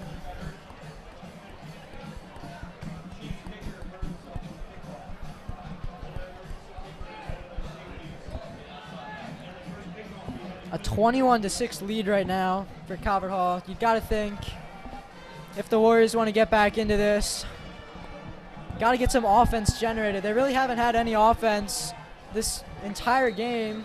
I mean, they've had a little bit of run success, but no big run plays or anything like that, and the pass game has been non-existent. We'll see if they can get things started. Yeah, but my best guess, they probably have about 100 total yards on the day, and 80 of them came in just 2 plays, the fake punt and the jet sweep to Perry. That Set up run's the not touchdown. going to go very far. Handed off to number 19, Jashawn McIntyre. Calvert Hall player down. You hate to see that after Brannick went down. Hopefully Brannick's okay. He did walk off on his own power, so he should be okay. But the third injury of the game here for the Cardinals, you really hate to see that. We're going to step away here for the injury, and we'll be back shortly.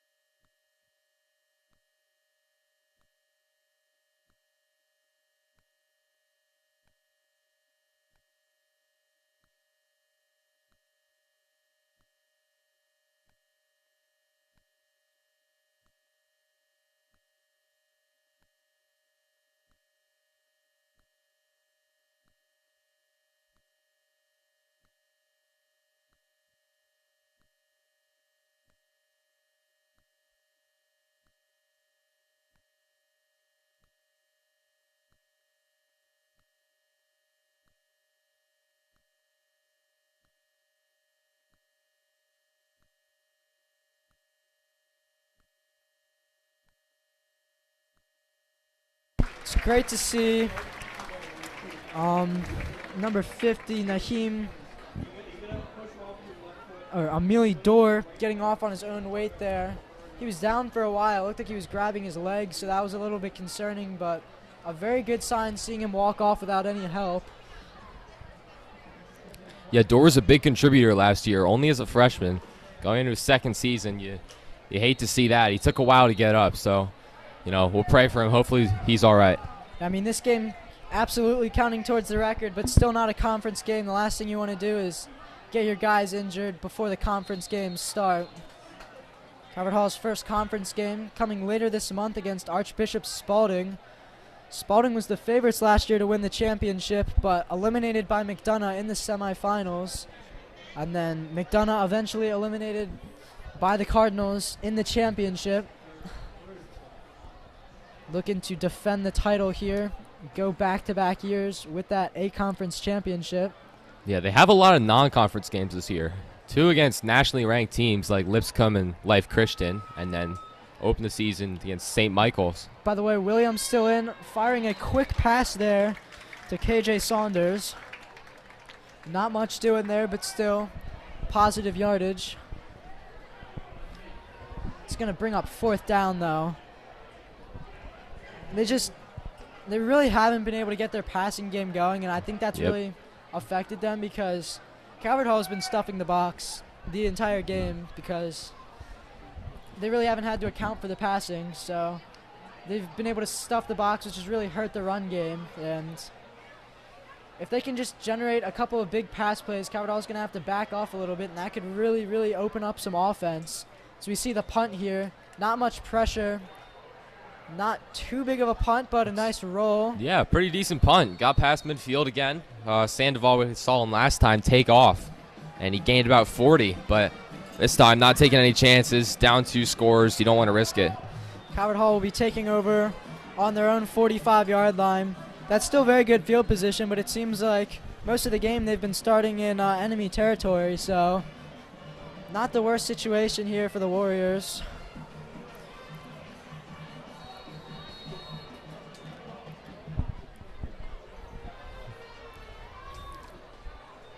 Donovan Lewis, one of the biggest contributors so far this game. We'll see if he keeps going. DeJuan Dorsey was huge in that last series. Gotta think he might get some more action. This offense has really opened up in the second half. Looks like a big run to start the first half. Breaking tackles. We've seen him so far. John Asukwo, he came in 3rd in the game, but he's still gotten his fair share of reps. Asukwo not having a bad game himself. All 3 running backs have been able to get some burst plays. This offensive line has been spectacular in the second half to help them. Brennick with the snap. Looking left, completed to Lewis. Taking a short gain, about 6 maybe. Once again, positive yardage, moving down the field though. Yeah, like you said, it's basically been Hewitt, Red, Barmer, and Lewis who just caught that pass. They've been the 4 wideouts so far. But the 3 running backs have been in a rotation. That's Asukwo and Stewart and DeJuan Dorsey. We're going to see Asukwo again here. Not much doing, but a short 2-yard gain. One thing they're doing is once they put a running back in for a drive, they're sticking with him. They're not changing out DeJuan Dorsey or Asukwo or Stewart a lot in between drives. Like, it seems like this is Asukwo's drive at running back, and last drives was DeJuan Dorsey's drive. And all 3 of them bringing different talents to the table. And that's going to be a short pass to Oliver Red. It's close to the line to gain. Depends on where they spot it. With the running backs, it's going to be a first down, by the way. It also keeps the running backs fresh. I mean, you have 3 super talented running backs. Dorsey, really known for his speed.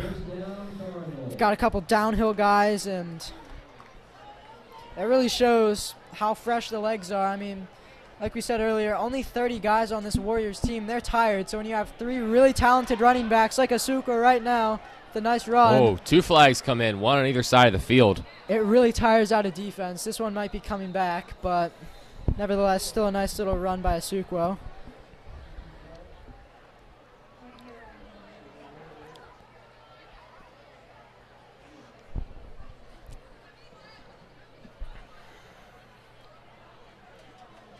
It's going to back the offense up a little bit.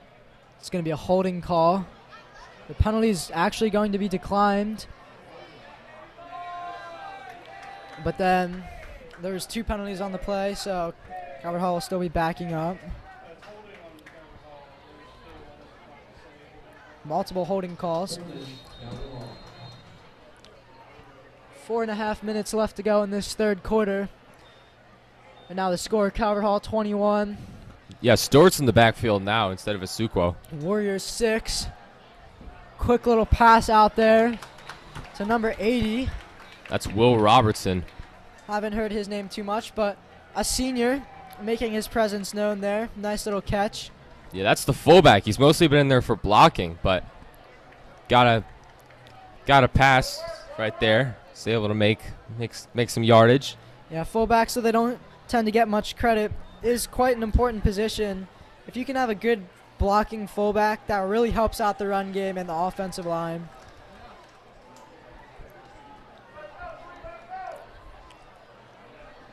Looks like we've got Jake Stewart in for the Cardinals now after that little break. Brennick's going to take off. He's got 1 to beat, and he does beat him. A nice little move. He's got an opening. Now he's going to make another move. Still on his feet, and now brought down inside the 20. That one's likely coming back, but Okay, an so impressive run. yeah, that was a great run by Brannick. He juked out number 50, Giajorm Akpalu. But after the play, it looks like 66, Terrence Reed from the Warriors got into it with the ref. And the ref, there was already a flag on the play. There are 3 flags on the field right now, and the one I saw thrown was against, looks like it was against the Warriors, maybe for an unsportsmanlike conduct. Yeah, I'm pretty sure the first one was holding. I saw it happen, and I see Calvert Hall walking back, but as you mentioned there, it could be another unsportsmanlike. There's been a lot of personal fouls and unsportsmanlikes against Mount Zion this game. It's definitely got to be driving the coach crazy. 15 yards is a big penalty, and when you're in a game against a team like Calvert Hall, you just can't afford to give up yardage like that. The refs are sorting it out. Looks like Calvert Hall is going to maybe have all 3 penalties. I don't know. Maybe some of those flags are for the same penalty. I don't know. It definitely looked to me like someone on the Warriors was getting into it with the ref. Yeah, I definitely saw what you saw. There was a Warrior arguing with the ref, and then shortly after you saw the flag get thrown, but he must have been throwing it against Calvert Hall because all 3 of those against the Cardinals, including a 15-yard personal foul. Well, this is going to be about a 2nd and 35. Yeah, I would have to imagine a screen pass or just something to try and get 10 or so yards here. Although it's been an aggressive team, nothing would surprise me. But you definitely want to make this more manageable. Looked like maybe an early jump, but no call. Oh, man. Oh, no, he's going to get absolutely stuffed. Number 66 in there. Brannick unable to escape. 66 very fired up. That's Terrence Reed. Well, Plays both offensive and defensive line. yeah, the Cardinals have, based on just on penalties and just getting sacked right there, it's going to be about a 3rd and 50, which is astounding considering Yeah. they were. I mean, that run by Brannick would have brought them inside the 10. You don't see a 3rd and 42 every day, but I feel like Calvert Hall might have gotten a little bit gypped there. It looked like it should have probably been an offsides against the Warriors, but and that pass quickly deflected. Yeah, nothing doing there for the Cardinals on offense. I mean, what few big gains they had were pushed back by penalties. I would have to imagine this is going to be a punt. I would be absolutely shocked if they went for it on 4th and 42. Yeah, that But would it just would be be pretty idiocy. entertaining if it happened. Mena not going to sneak it there, and a good punt, however. Fall on it. Someone should fall on it. That's going to go all the way inside the 30. Well, I don't think the players knew where it was, so that's why I was saying someone should fall on it, because that might have hit either a Calvert Hall player or a Warrior. And if it hits a Warrior and a Calvert Hall player falls on it, then that's Calvert Hall's ball. So You heard a couple of fans yelling out to fall on it. It's an excellent point, but refs look like they're going to say no one touched it. Looks like it's probably the right call. We're going to see a new quarterback again. Back to number 12, Gavin Harrison, who started the game, has been out for the 2nd and 3rd quarter, but now coming in at the end of the 3rd quarter, and that run's going to go absolutely nowhere. Oh, and some altercation after the play. A late man. hit, and now a fight has erupted. A flag is down. Multiple flags down now. well, this game's a mess. There have been flags on basically every play in the second half. Caden Newsome, the Cardinal, in that scrum. I'd have to say these two teams, they don't get along with each other. No. We saw them go after Eyring earlier in the game, and O'Keefe. Now, see both guys jawing back and forth. Man, I was watching the ball, but looking back on the replay, it was Newsome getting pushed into the sideline. So it was Newsome getting into it with one Mount Zion player, and he was on their sideline. So there were like 20 guys around him. So I can only imagine this penalty is going to be on Mount Zion. Yeah, Newsome quickly. Yeah, it is going to be on Yep. Mount Zion. Newsome Oh. looked like They're going to offset, which I don't think is the right call at all. Newsome was blocked into the bench and then just got taken down. it seemed like a dirty play, just throwing him to the turf after he was already out of bounds, and then it was right in front of the Mount Zion bench, as you mentioned. There was so many guys swarming in, but I guess the offsetting penalty is called because Newsome did fight back a little bit. I mean, he was shoving back and certainly saying stuff too, so I guess just going to have some offsetting penalties. And Yeah, it was nowhere near the ball either. I mean, it was. yeah, That's why I didn't even see it at first. When I just look over to the sideline, you see one Calvert Hall player around 20 Mount Zion players. I feel like that has to be on Mount Zion. looked like Josh Norman and Odell Beckham Jr. there for a second, just Yeah. completely off the ball, going at it. Another interesting thing is the head coach, Tyree Spinner, has been getting into it with the crew chief all night. They've been jawing back and forth. The crew chief's been yelling over there. Even from the first play of the game, Peter, Yeah. he has been in their face. It's going to be a nice run there by number 4, Elijah Solomon. We've heard his name a lot as one of the running backs. It's one of the biggest runs of the night so far for the Warriors. Not much going there for them. They have had a fair amount of medium pickups of 4 or so yards, but unable to get many first downs out of it. Yeah, just like the Cardinals, they're kind of going with a multiple running back setup. They're switching between Michael Wallace and Elijah Solomon. That hasn't worked out quite as successfully as the Cardinals has. We're still going with Gavin Harrison here at quarterback. Looks like he's going to get the whole drive. I think that's the right call. Even though Williams is highly touted, Gavin Harrison's the only one who's been able to move the ball. Yeah, and just under a minute left to play in this third quarter.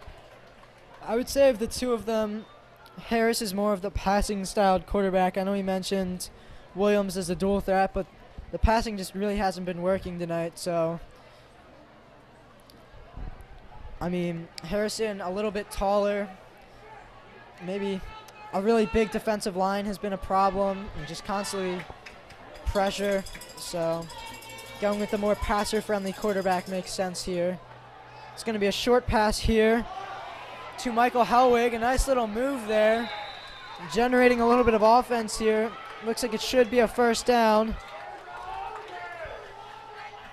Short pass working there. They've done a lot of short passes this game that have been immediately blown up, but some open space there for Helwig to run. Yeah, that was Newsome on the tackle. We're going a little bit of hurry up here. Helwig gonna hand it off there, and that's gonna be a decent sized opening and a decent pickup there for Jason McIntyre. This is probably the best offensive drive all night for the Warriors. Absolutely, yeah. I mean, they're getting first downs, which is such a massive thing. I mean, aside from the fake punt and that big jet sweep play, they've probably only gotten about 2 first downs on the night coming into this drive, and they've probably gotten just 4 on this drive alone. They're moving the ball now, and they've got momentum, so It's we'll going to be see where another it goes. quick pass off to number 6, KJ Saunders.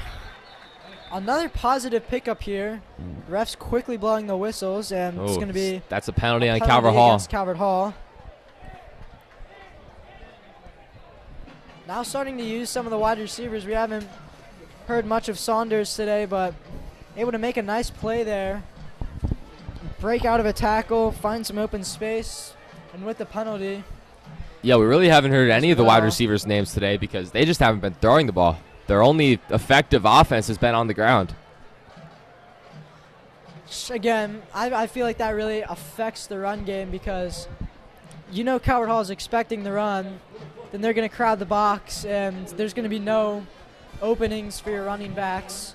So these short passes that have been successful, we'll see if that could really open up the run game. We've seen a couple of successful runs on this drive, and the first successful passes of the entire game for them. They had the one really successful 3 consecutive plays starting with the trick play. But besides that, not much going.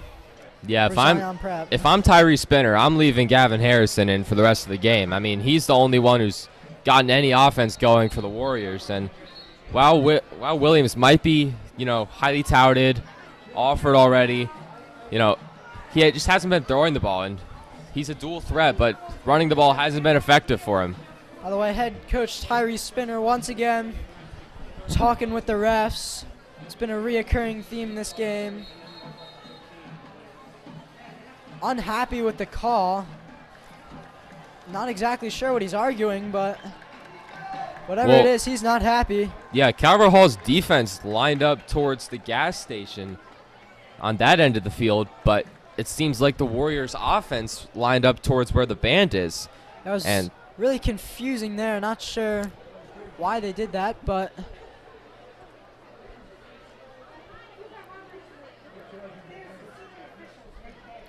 well, the penalty from Calvert Hall right before the end of the quarter is going to bring it all the way within the 10. the second red zone appearance for Mount Zion. Their first one ended in a touchdown, so yeah, I take think away some positives. 1 for 1 in the red zone. I think it's pretty safe to say they're not going to kick a field goal here. So they're probably going to take a bunch of shots at the end zone. Williams Jr. back in the game.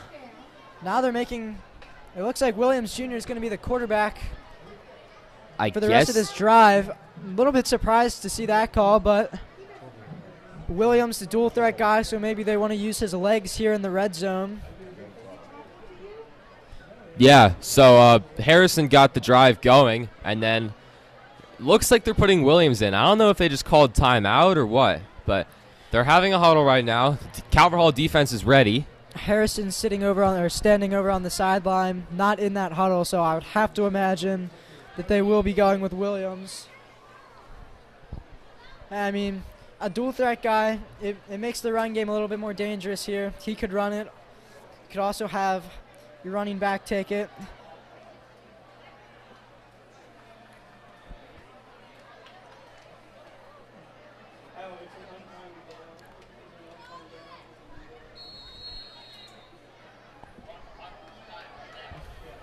Yeah, here's Williams. He's going to take the snap. He is going to go with the QB sneak and be met by about 5 Calvert Hall defenders.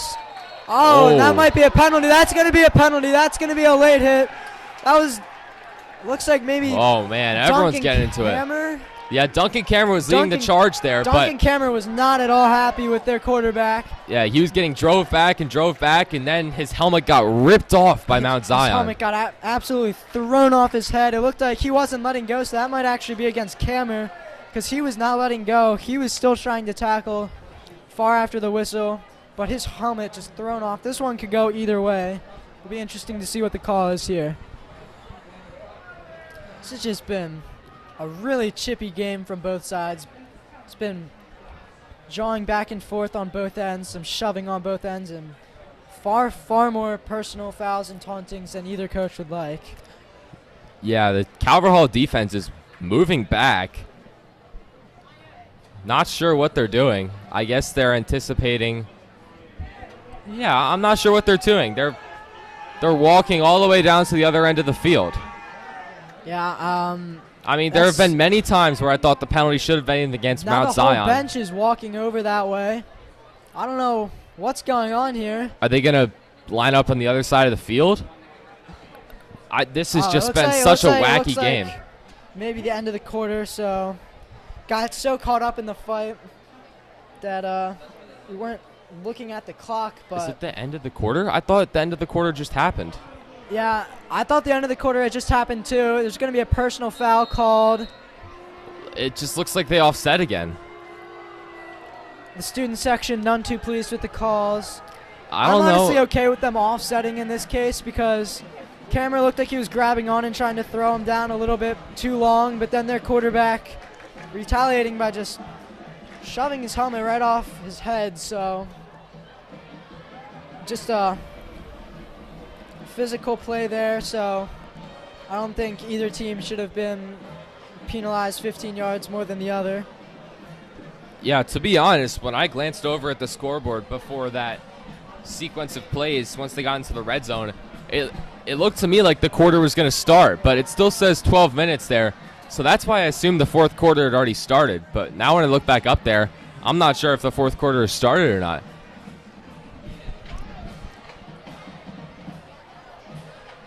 Yeah, I would definitely agree on what you said. I didn't think that the fourth quarter had started yet, but it looks like now the fourth quarter is going to be underway. Yeah, here's scoreboard is Harrison back 12 out there. minutes. But now we've been told the chains are not ready. This has just been a chaotic sequence all around.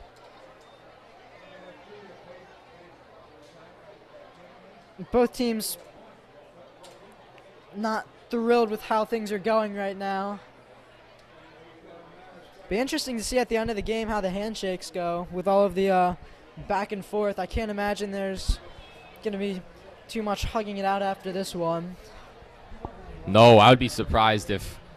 I mean, we've seen in the past with some bad sportsmanship just in the NFL and college football that teams might just not even line up for the handshake. So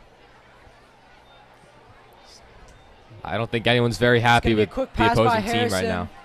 Back to number 3, you've heard his name a decent amount this game, Michael Hellwig, one of the few receivers who's caught a lot of passes for the Warriors.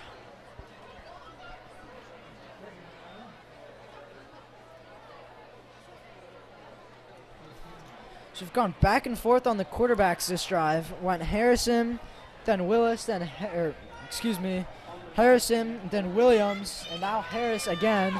I think maybe they wanted Williams in just for that one play for the designed run, and now they're going back to Harrison. It's going to be a little end-around jet sweep to Hellwig. Well, there's Duncan Kammer blowing up the play. Duncan Kammer fired up. You love to see it from him making a big play.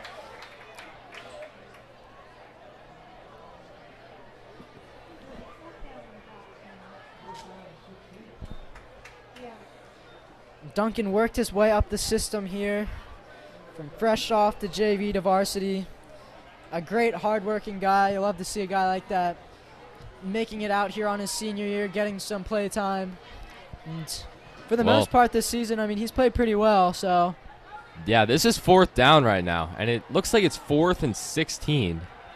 Certainly an aggressive play call here, and he's going to be absolutely stuffed. Well, that's Emily Dorr, and he comes back on the field after that injury. It's great to see him back and making a play. I guess you really can't kick a field goal in that situation without a kicker, so they're forced to go for it on 4th and 16, and man, that's tough if you're Mount Zion. I mean, it was a decent drive. You were driving down the field, and you're going to come up empty-handed. I mean, that was their best drive of the game besides those 3 explosive plays that resulted in the touchdown, starting with the fake punt. So yeah, if Calvert Hall can put up some points here, they might put this game away because Mount Zion has really just not done anything since the fake punt. Would not be surprised if you saw the run game really working here. Jake Stewart is in. Calvert Hall is going to want to take away as much clock as available as they do start with Stewart. A nice hole, still on his feet. A solid gain right there. It's going to be a first down. Pick up about maybe 12 yards. Yeah, Stewart's another one of those guys who's got blazing speed, and he had an opening there, and he took advantage. It's got to be so frustrating for other defenses, just having 3 spectacular running backs, always fresh legs. I mean, and then on top of that, a spectacular wide receiver core. Yeah, absolutely. This is a really good offense right here. It's going to go right back to Stewart. Pickup of 3 yards. Clock going to keep ticking. Under 10 minutes to go in this game. Well, of course, the Hall wants to let this clock run down as much as they can.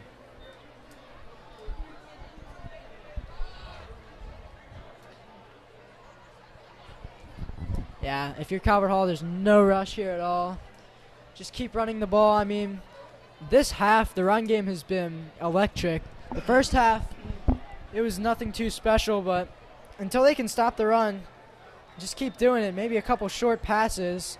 Brannick's going to fire that one incomplete. That was in the hands of Barmer, but he just popped right out. Great play by Brannick again, escaping the pocket, throwing the run. But yeah, Barmers couldn't reel it in. Beautiful throw on the run. Gave his guy the best chance possible, but still good coverage by the defense. So That will bring up a third down. I think if you're the Cardinals right now, the main focus should be don't turn the ball over. Absolutely. When you have a lead as big as this one, just don't give yourself some self-inflicting wounds and just keep running this clock as much as you can. 3rd and long, you got to expect the pass here. It's going to be a short pass to Donovan Lewis, still on his feet, still going, getting the first down, breaking 2 tackles. And then an explosive burst. That looked like it was certainly going to result in 4th down and a punt, but once again, Lewis making a big play, already with 2 touchdowns on the game. Yeah, Lewis definitely showed off the elusiveness there. That was Nico Sandoval, the pseudo kicker, defensive back, and he just couldn't bring him down. We're going to see a Sukwo in the backfield now. Stewart getting a break. We're going to give it to a Sukwo, and he tripped over his own lineman. He tripped over Bane Mullen. Looks like didn't even get back to the line of scrimmage. Looked like the lineman might have even gotten pushed into him, so good play by the defensive line there as well. Clock is still ticking though. No rush for Calvert Hall. Now the ref's blowing the whistle. Looks like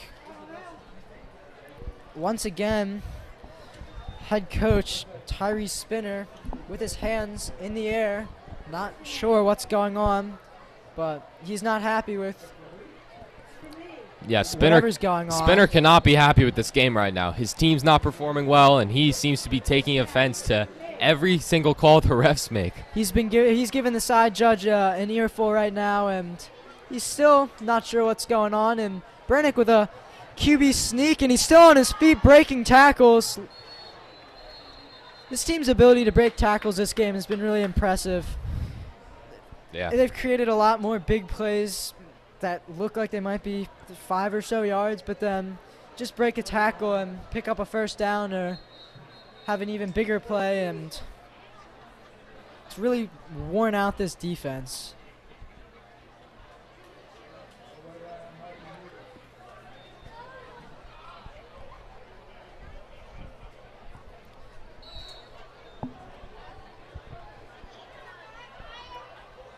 Looks like maybe Jake Stewart back in the backfield. Yep, that is Stewart. There's going to be a flag on the field. Might be a false start. I think looks like a it false was blown start. dead right away and looked like some early movement on the line, so should Maybe be a number false 14, Donnie Lewis, or 10, Caden Barmer.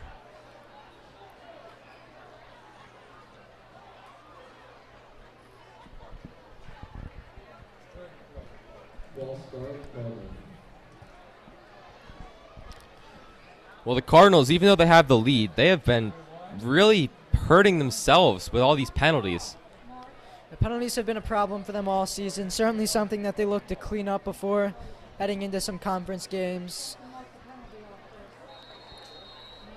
The false starts and the personal fouls have certainly come in a lot today. Now it looked like for a second we were going to have a direct snap from Jake Stewart, but it's going to be Brannick just late to the huddle. Oh, and that pass is intercepted. Room to run. That's what Calvert Hall just could not do. Number 50, Yorham Akpalu. Not exactly sure how to pronounce that, but a huge play for his team. Calvert Hall looked like they were just going to try and run this clock out as much as they could, and now all of a sudden the Warriors are setting up in the red zone, so they could get this game back to a one-possession game with just one touchdown, and with 6 minutes and 59 seconds to go, this game is not over. Yeah, it's like you said, the worst possible thing that could happen there was a turnover. And Brannick has been, for all the great plays he's made with his legs, he's been making a lot of risky throws. I mean, he's had 3 passes that easily could have been intercepted, and I guess the fourth time's a charm for Akpalu, number 50, because it was right into his hands and about a 60-yard, 50-yard run back Yeah, all the way inside the 10. I was just about to say that. His aggressive style helps you in so many ways, but at times it can hurt you. Sometimes it's just best to throw it away. Yeah, absolutely. And that's certainly something he can work on. Once again, the aggressive play styles helps this team out in so many plays, but something he can certainly work on would be knowing when it's best to just throw it away. Well, here comes Williams back onto the field. Another swap in the quarterbacks. I mean, It it's doesn't just seem been like back they're and sure forth. of what to do. Yeah, they seem confused as to what quarterback they're And going to that's going to be a roll left pass Oh. overthrown to Elijah Solomon. I thought for sure he was taking off. He's, as we mentioned, the dual threat guy, and when he rolled out left, there was lots of running room for him. So I thought for sure he had one man to beat, and he could have been in the end zone. Yeah, I definitely agree But- with you. There was almost no one when he ran the bootleg, and a good throw, and that might be a touchdown from Solomon, but Solomon's obviously not the tallest guy, and Saeed Williams just overthrew him a little bit off the right hand of Solomon. Yeah, definitely going to want to have that play back. It also he looks was like it on might have been that. tipped by number 88, Keaton Eyring. Getting his 6'6" height in there. Looks like he's going to fire this one into the end zone. That one is going to be incomplete in the area. More of a Calvert Hall guy than Zion Prep guy, Hunter Bowen. Yeah, that the was safety, that almost was intercepting interesting. that. Looked like he might have had a guy open in the end zone, but he didn't throw it in his direction. There's a flag down, by the way. Yeah, it almost looked like Williams lost his footing. It looks like he kind of trips a little bit as he lets go with the ball.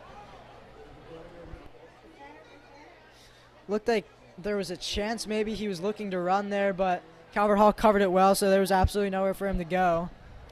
Well, that penalty's against Calvert Hall, and I wonder if Saeed Williams just kind of threw the ball, though, because he knew he had a free play. I'll give them a first down. They might want to. They're going to want to try and hurry up as much as they can, though. I know that it's only a 2-possession game, but with just 6 minutes and 40 seconds left, time is not on their side. So if they could score as quickly as possible, I would definitely give them best chance to get the ball back for a chance to tie this game up. That's going to be a throw to the end zone. Oh, that ball's got to be caught. I mean, that's a Yeah. really good throw by Williams. And KJ Saunders missing that one. Beautifully thrown over the over the cornerback rather, and he just went up and it looked like it went right through the hands. And I mean, it would have been a really impressive catch had he made it, but I feel like in a situation like that, you really got to corral that one. yeah, Saunders has the height advantage on Cooper, who was in coverage. But I mean, 5 minutes ago, this was all Calvert Hall all the time, and even though it still feels like Calvert Hall is controlling the game, Mount Zion gets in the end zone here. They love to do a little trickeration on the kicks. Maybe they can put something together. Third down here. It's going to be a handoff. Not much to go off of at all for Jashawn McIntyre. He's going to lose yardage on this. Well, that was Duncan Kammer again. He's been getting into the backfield and blowing up these plays. He was in pursuit the whole time. Duncan Kammer making his presence known in this fourth quarter. It's his second big tackle of this quarter, and by the way, just shout out to Liam Kammer, who came back for the visit again to announce with me in the home opener. It was a really fun experience. You got to think it might be fourth down territory here. Again, without the kicker, it would be a 2-possession game if you kicked a field goal, but if you get the touchdown, it's a 1-possession game. So Yeah, I personally would be shocked if they didn't go for it. I mean, that just seems like the obvious solution. Their kicking is not good, and they're close enough that they feel like they can get it within one play. I really didn't like their last play call there. They tried No. doing a jet sweep. When you're in the red zone, and I mean, Calvert Hall was showing pressure there. I feel like you have to pass it in that situation. And the jet sweep just went absolutely nowhere, making this a really difficult fourth down because they've got a ways to go to get into this end zone. Yeah, definitely. If they don't get it here, barring a turnover or something, Howard Hall is going to likely come out of this with the W. Absolutely instrumental fourth down right now. They're going to stick with Williams for this. I'd have to imagine it's going to be a pass here. I don't see a designed run happening. You need 10 yards, but we'll see. They're going to do a little bit of trickery here, and that's going absolutely nowhere. Keaton Eyring there to meet him immediately. It's going to be a loss of about 5. They tried doing a little end around. And that one just going absolutely nowhere. Isaiah Perry absolutely stuffed on that one. Well, nothing, it seems, is going right for the Warriors aside from Calvert Hall penalties. I mean, every yardage, most of the yardage they've gotten has been inflicted by the Cardinals. But, great job by Keaton Eyring showing off his speed there. Him and Cameron on the last play both getting into the backfield, dropping Perry and McIntyre for losses. I once again I don't like that play call. You needed about 10 yards, and you had to get into the end zone. I almost wonder if the play was to pitch it back to Perry and then have Perry throw the ball, just because we've seen how much. I was thinking maybe even you could have a little Philly action going and have the ball thrown, but they just stuck with the end around, and there's absolutely nowhere to go with it. So we're going to have a offsides penalty. Yeah, that was number 70, Marcus Neal. Jumped way offsides. 5 minutes, 44 seconds left to go. I'd have to imagine you're going to see a lot of short passes and runs in this one. Yeah, top priority is take care of the ball. You can't have another turnover. Back to DeJuan Dorsey. Haven't seen him much this fourth quarter, but we have seen him a lot this game. He had that one really impressive drive that ended in a touchdown. The only running back of the game to score a touchdown.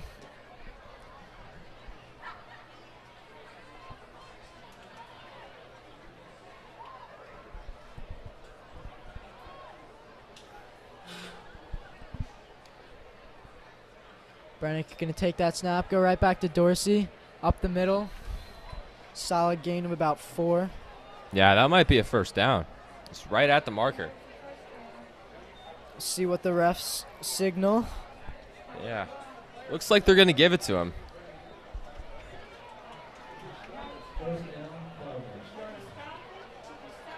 Mount Zion still with 2 timeouts left, but they can't stop the clock much here. And as you mentioned, they did get a first down, so that's 3 more opportunities for Calvert Hall to run the clock. I have to imagine they're just going to keep the ball on the ground for the remainder of this drive. Yeah, I'd be very surprised with the lead they have, especially after that interception. I'd be very surprised if they pass it unless it's 3rd and long. This time, Jake Stewart with a nice opening up the middle, and that might be a first down too. Looks like a gain of 10, maybe 11. That's going to be a first down. This run game has just been so good in the second half after being Dorsey shaky in the first half. Yeah, Dorsey brings that speed, and Jake Stewart brings that physicality. I mean, he probably was hit at about three yards into his run, and then he just kept pushing and got the first down. So it's really impressive there.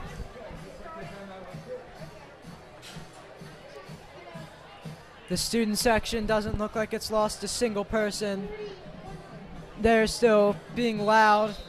They have been the entire game, and it's a Hall night long today, so a lot of freshmen and sophomores will be going to the mixer right after the game. Also a Cardinal Crazies night, so all of the members of the Cardinal Crazies student section here is Brannick with a nice little run. Plenty of running room. Still on his feet somehow. Still on his feet, and now finally brought down. There's a flag. He's such a hard guy to bring down. That could be holding, though. That might be coming back. Yep, that's coming back. Boy, Brannick is just making so many things happen with his legs. I mean, he will not go down, but it's a shame. A lot of his big runs have been brought back by holding penalties. As much as I love to see him trucking guys and breaking some ankles, at this point in the game with the 21-6 lead with 4 minutes, I can't imagine you're going to be doing too many more quarterback runs. You want to protect Brannick at all costs for this season. big senior season ahead for him and this whole team. Dorsey going to stay in the backfield. As you mentioned, just another run taken back from penalties. Though the run game really has gotten much better in the second half, the penalties have stayed consistent throughout both halves. Dorsey with a big hole, and another Calvert Hall player down. Looks like Brad Huber, but able to get up after a second. So if there's one thing that the Cardinals could really work on heading into their next game, I would definitely say penalties. Yeah, they've been shooting themselves in the proverbial foot.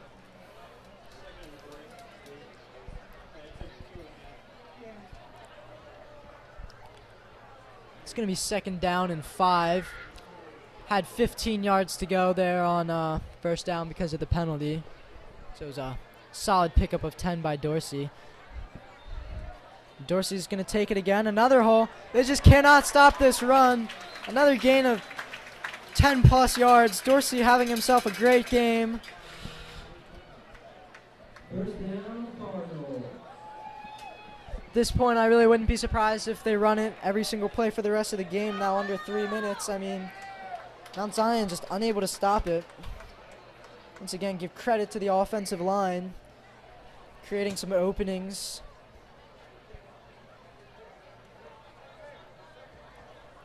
Well, looking ahead, assuming the score holds, Calvert Hall will be at home next week against Archbishop Spalding in their first MIAA game. And then the Warriors will be traveling to Concordia Prep to play another MIAA opponent. Calvert Hall's conference opener is going to be a really exciting game. Two of the best teams in the conference.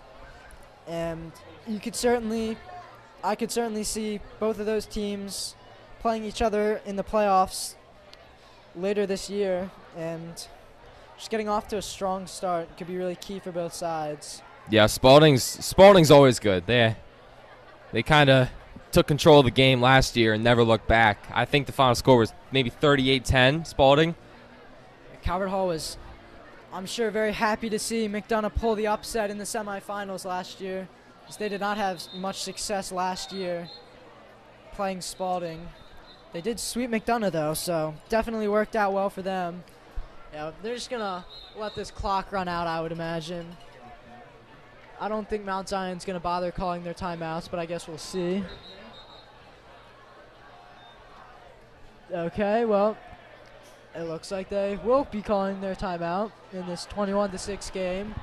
Yeah, Calvert Hall student section not liking that. Yep, they're just delaying the inevitable at this point. My guess is Brannick will just run one more play, and if they call timeout again, he'll probably just take a knee, and then that's the game.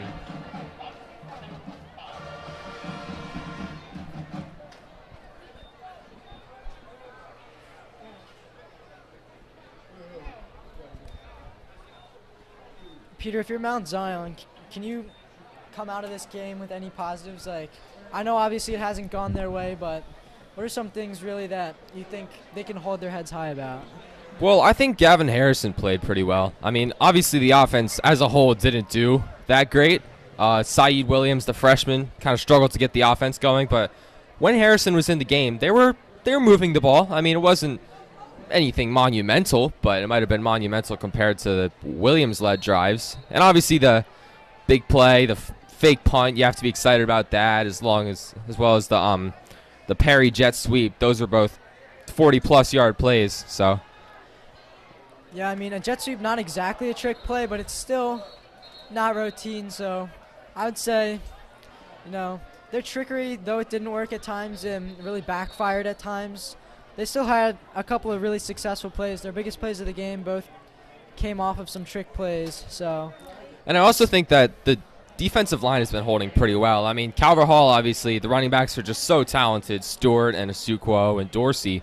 But probably the longest run for any of them has probably been 15 yards, 18 yards. I mean, it hasn't been anything like major, which I think is giving some credit to Mount Zion for just kind of keeping that in check. I mean, obviously there's still bits and pieces add up, and we're still moving the ball, but that's kind of a bright spot. Yeah, especially in the first quarter. There was really no run game at all from Calvert Hall, and they were mainly running it. They didn't have too many passes, so that defensive line was absolutely shut down in the first quarter, and they really haven't been bad this game. It's just Calvert Hall's running backs have worn them down and eventually gotten the best of them. This is a penalty on Calvert Hall, by the way. I backed him up. It's really not going to matter at this point in the game. So he hands it off to Dorsey for a short gain.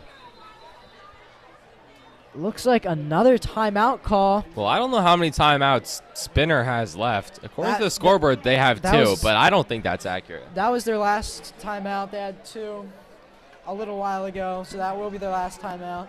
I really don't know why he's calling these timeouts. I guess maybe to send a message, but I mean, it's not going to affect the outcome of the game at all, so I guess that's just maybe a way to respond to how he thought the refs did this game, but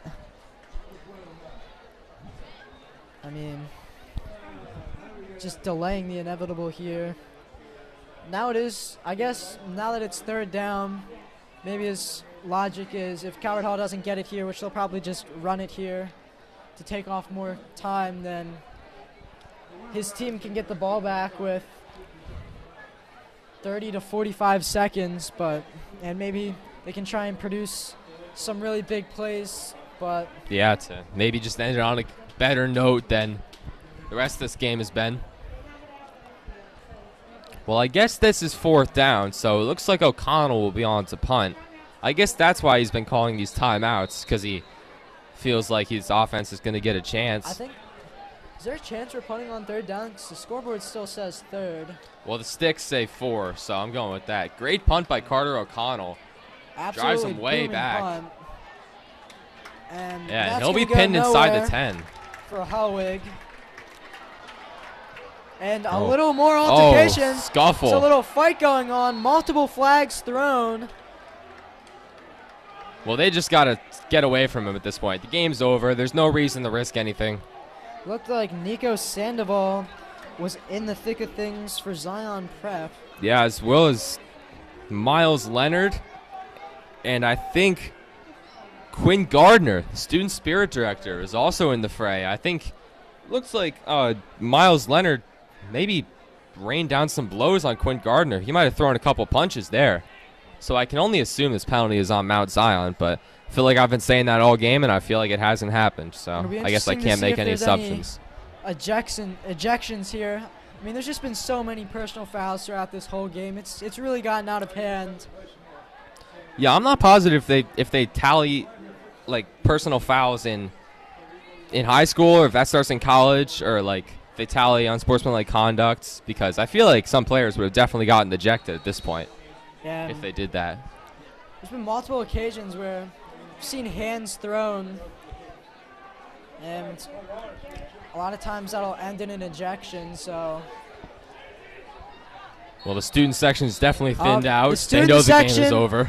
it looks like one of the players is getting mad at the student section, and he's coming back. The coach is trying to fend him off. That's number Oh my 17, goodness. Bobby Montgomery. He is furious with a couple of fans, and without his coach stopping him, it looked like he was trying to charge right at him. Now the coach is yelling at a couple fans.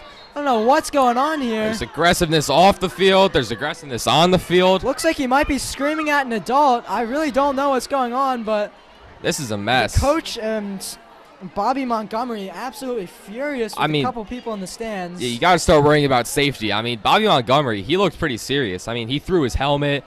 He was stepping up before his coach stepped in. It's but a really good thing his coach stepped in, because he was furious and looked like he might have wanted to throw some arms. See now, Mr. Mitchell over in the area, the Dean of Students here at Calvert Hall. Well, this will be the last play, and mercifully, because this game has just been a hot mess towards the end. I mean, it's just been so chippy, and I think both teams are probably glad that this game is over before anything serious happened. Yeah, I'd have to imagine they're just going to go straight to the locker rooms. I'm sure the Calvert Hall student section is about to give quite an applause Well, to they're Calvert Hall. they're I'm lining sure. up to shake hands. I'm very worried for how this is going to turn out. if anything that happened in the game is any indication of how this handshake line might go, I'm a little worried. Yeah, might be the most interesting handshake we have seen in the whole year. Hopefully, not too much goes on for both teams. You just want to get out of here scotch-free at this point. The game's over. There's really no need for any pushing and shoving at this point. Well, aside from the chippiness at the end, it's just a great all-around win for the Cardinals. They held the 2 quarterback attack from the Warriors in check while putting together some solid offensive drives and getting the win. Right now, the head coach of Mount Zion talking with the Calvert Hall coaches. They've been waiting to line up to do the handshake. I don't know if they're talking about if they should. It looks like I think now the there's a players lot are of heading towards each Calvert other for Hall the people handshake. out there just to make sure nothing bad happens. This is my first time ever doing a play-by-play for the handshake line at the end. Yeah, this is probably the only time you'll need to. And just think about it. This is a non-conference game. We've only played this team. I mean, this is probably the first time you played this team. Just imagine what happens when we play McDonough and Spalding and Loyola in the Turkey Bowl. The team's still yet to shake hands. It's really interesting to see if they will. Yeah, I think they were walking the towards Warriors each other have too, but now devolved they're- out of that handshake line.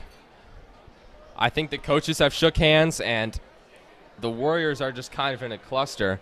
I think that's the right move, not to send the players over. Yep, they're gonna just get them off the field. Now, Calvert Hall's football team heading over to the student section. They're gonna get a huge standing ovation here. Man, this student section has been electric this game on this Cardinal Crazies and Hall Night Long night. And in a chippy game like this, it just means so much more to have the home team cheering you on.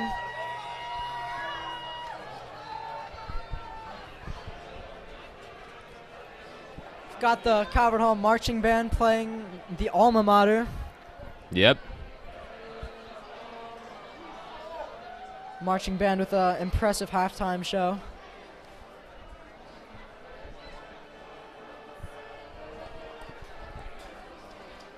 Well, Mount Zion's lining up along the 50-yard line. It seems like their coach is mad at referees. He's mad at Calvert Hall. He's mad at his own team. He is not a happy man right now. I don't think he was mad at fans. I don't think there's a single person here who he's not mad at. So. Absolutely. I wonder if he's mad at us. Yeah. Saying that he's mad. I have a feeling it's going to be a rough press conference for them. Calvert Hall is now heading back into the locker room. This has been a really fun game to announce. Yeah, it's my first time up here in the booth for football, and it was a lot of fun. It's great having you up here, Kevin. Great having our cameraman up here. Always great to be here announcing football for this team. Such a good team, such a fun atmosphere. Next game, I believe, should be at home, the conference opener against Archbishop Spalding. It's going to be a really big game. Yep. It could determine who the 1 seed is. I mean, 2 of the top teams in the conference. So that will certainly be a very important game for both teams. This has been Kevin Lochte. Yep, and I'm Peter Kelly. Once again, thank you for tuning in, and we will see you next time.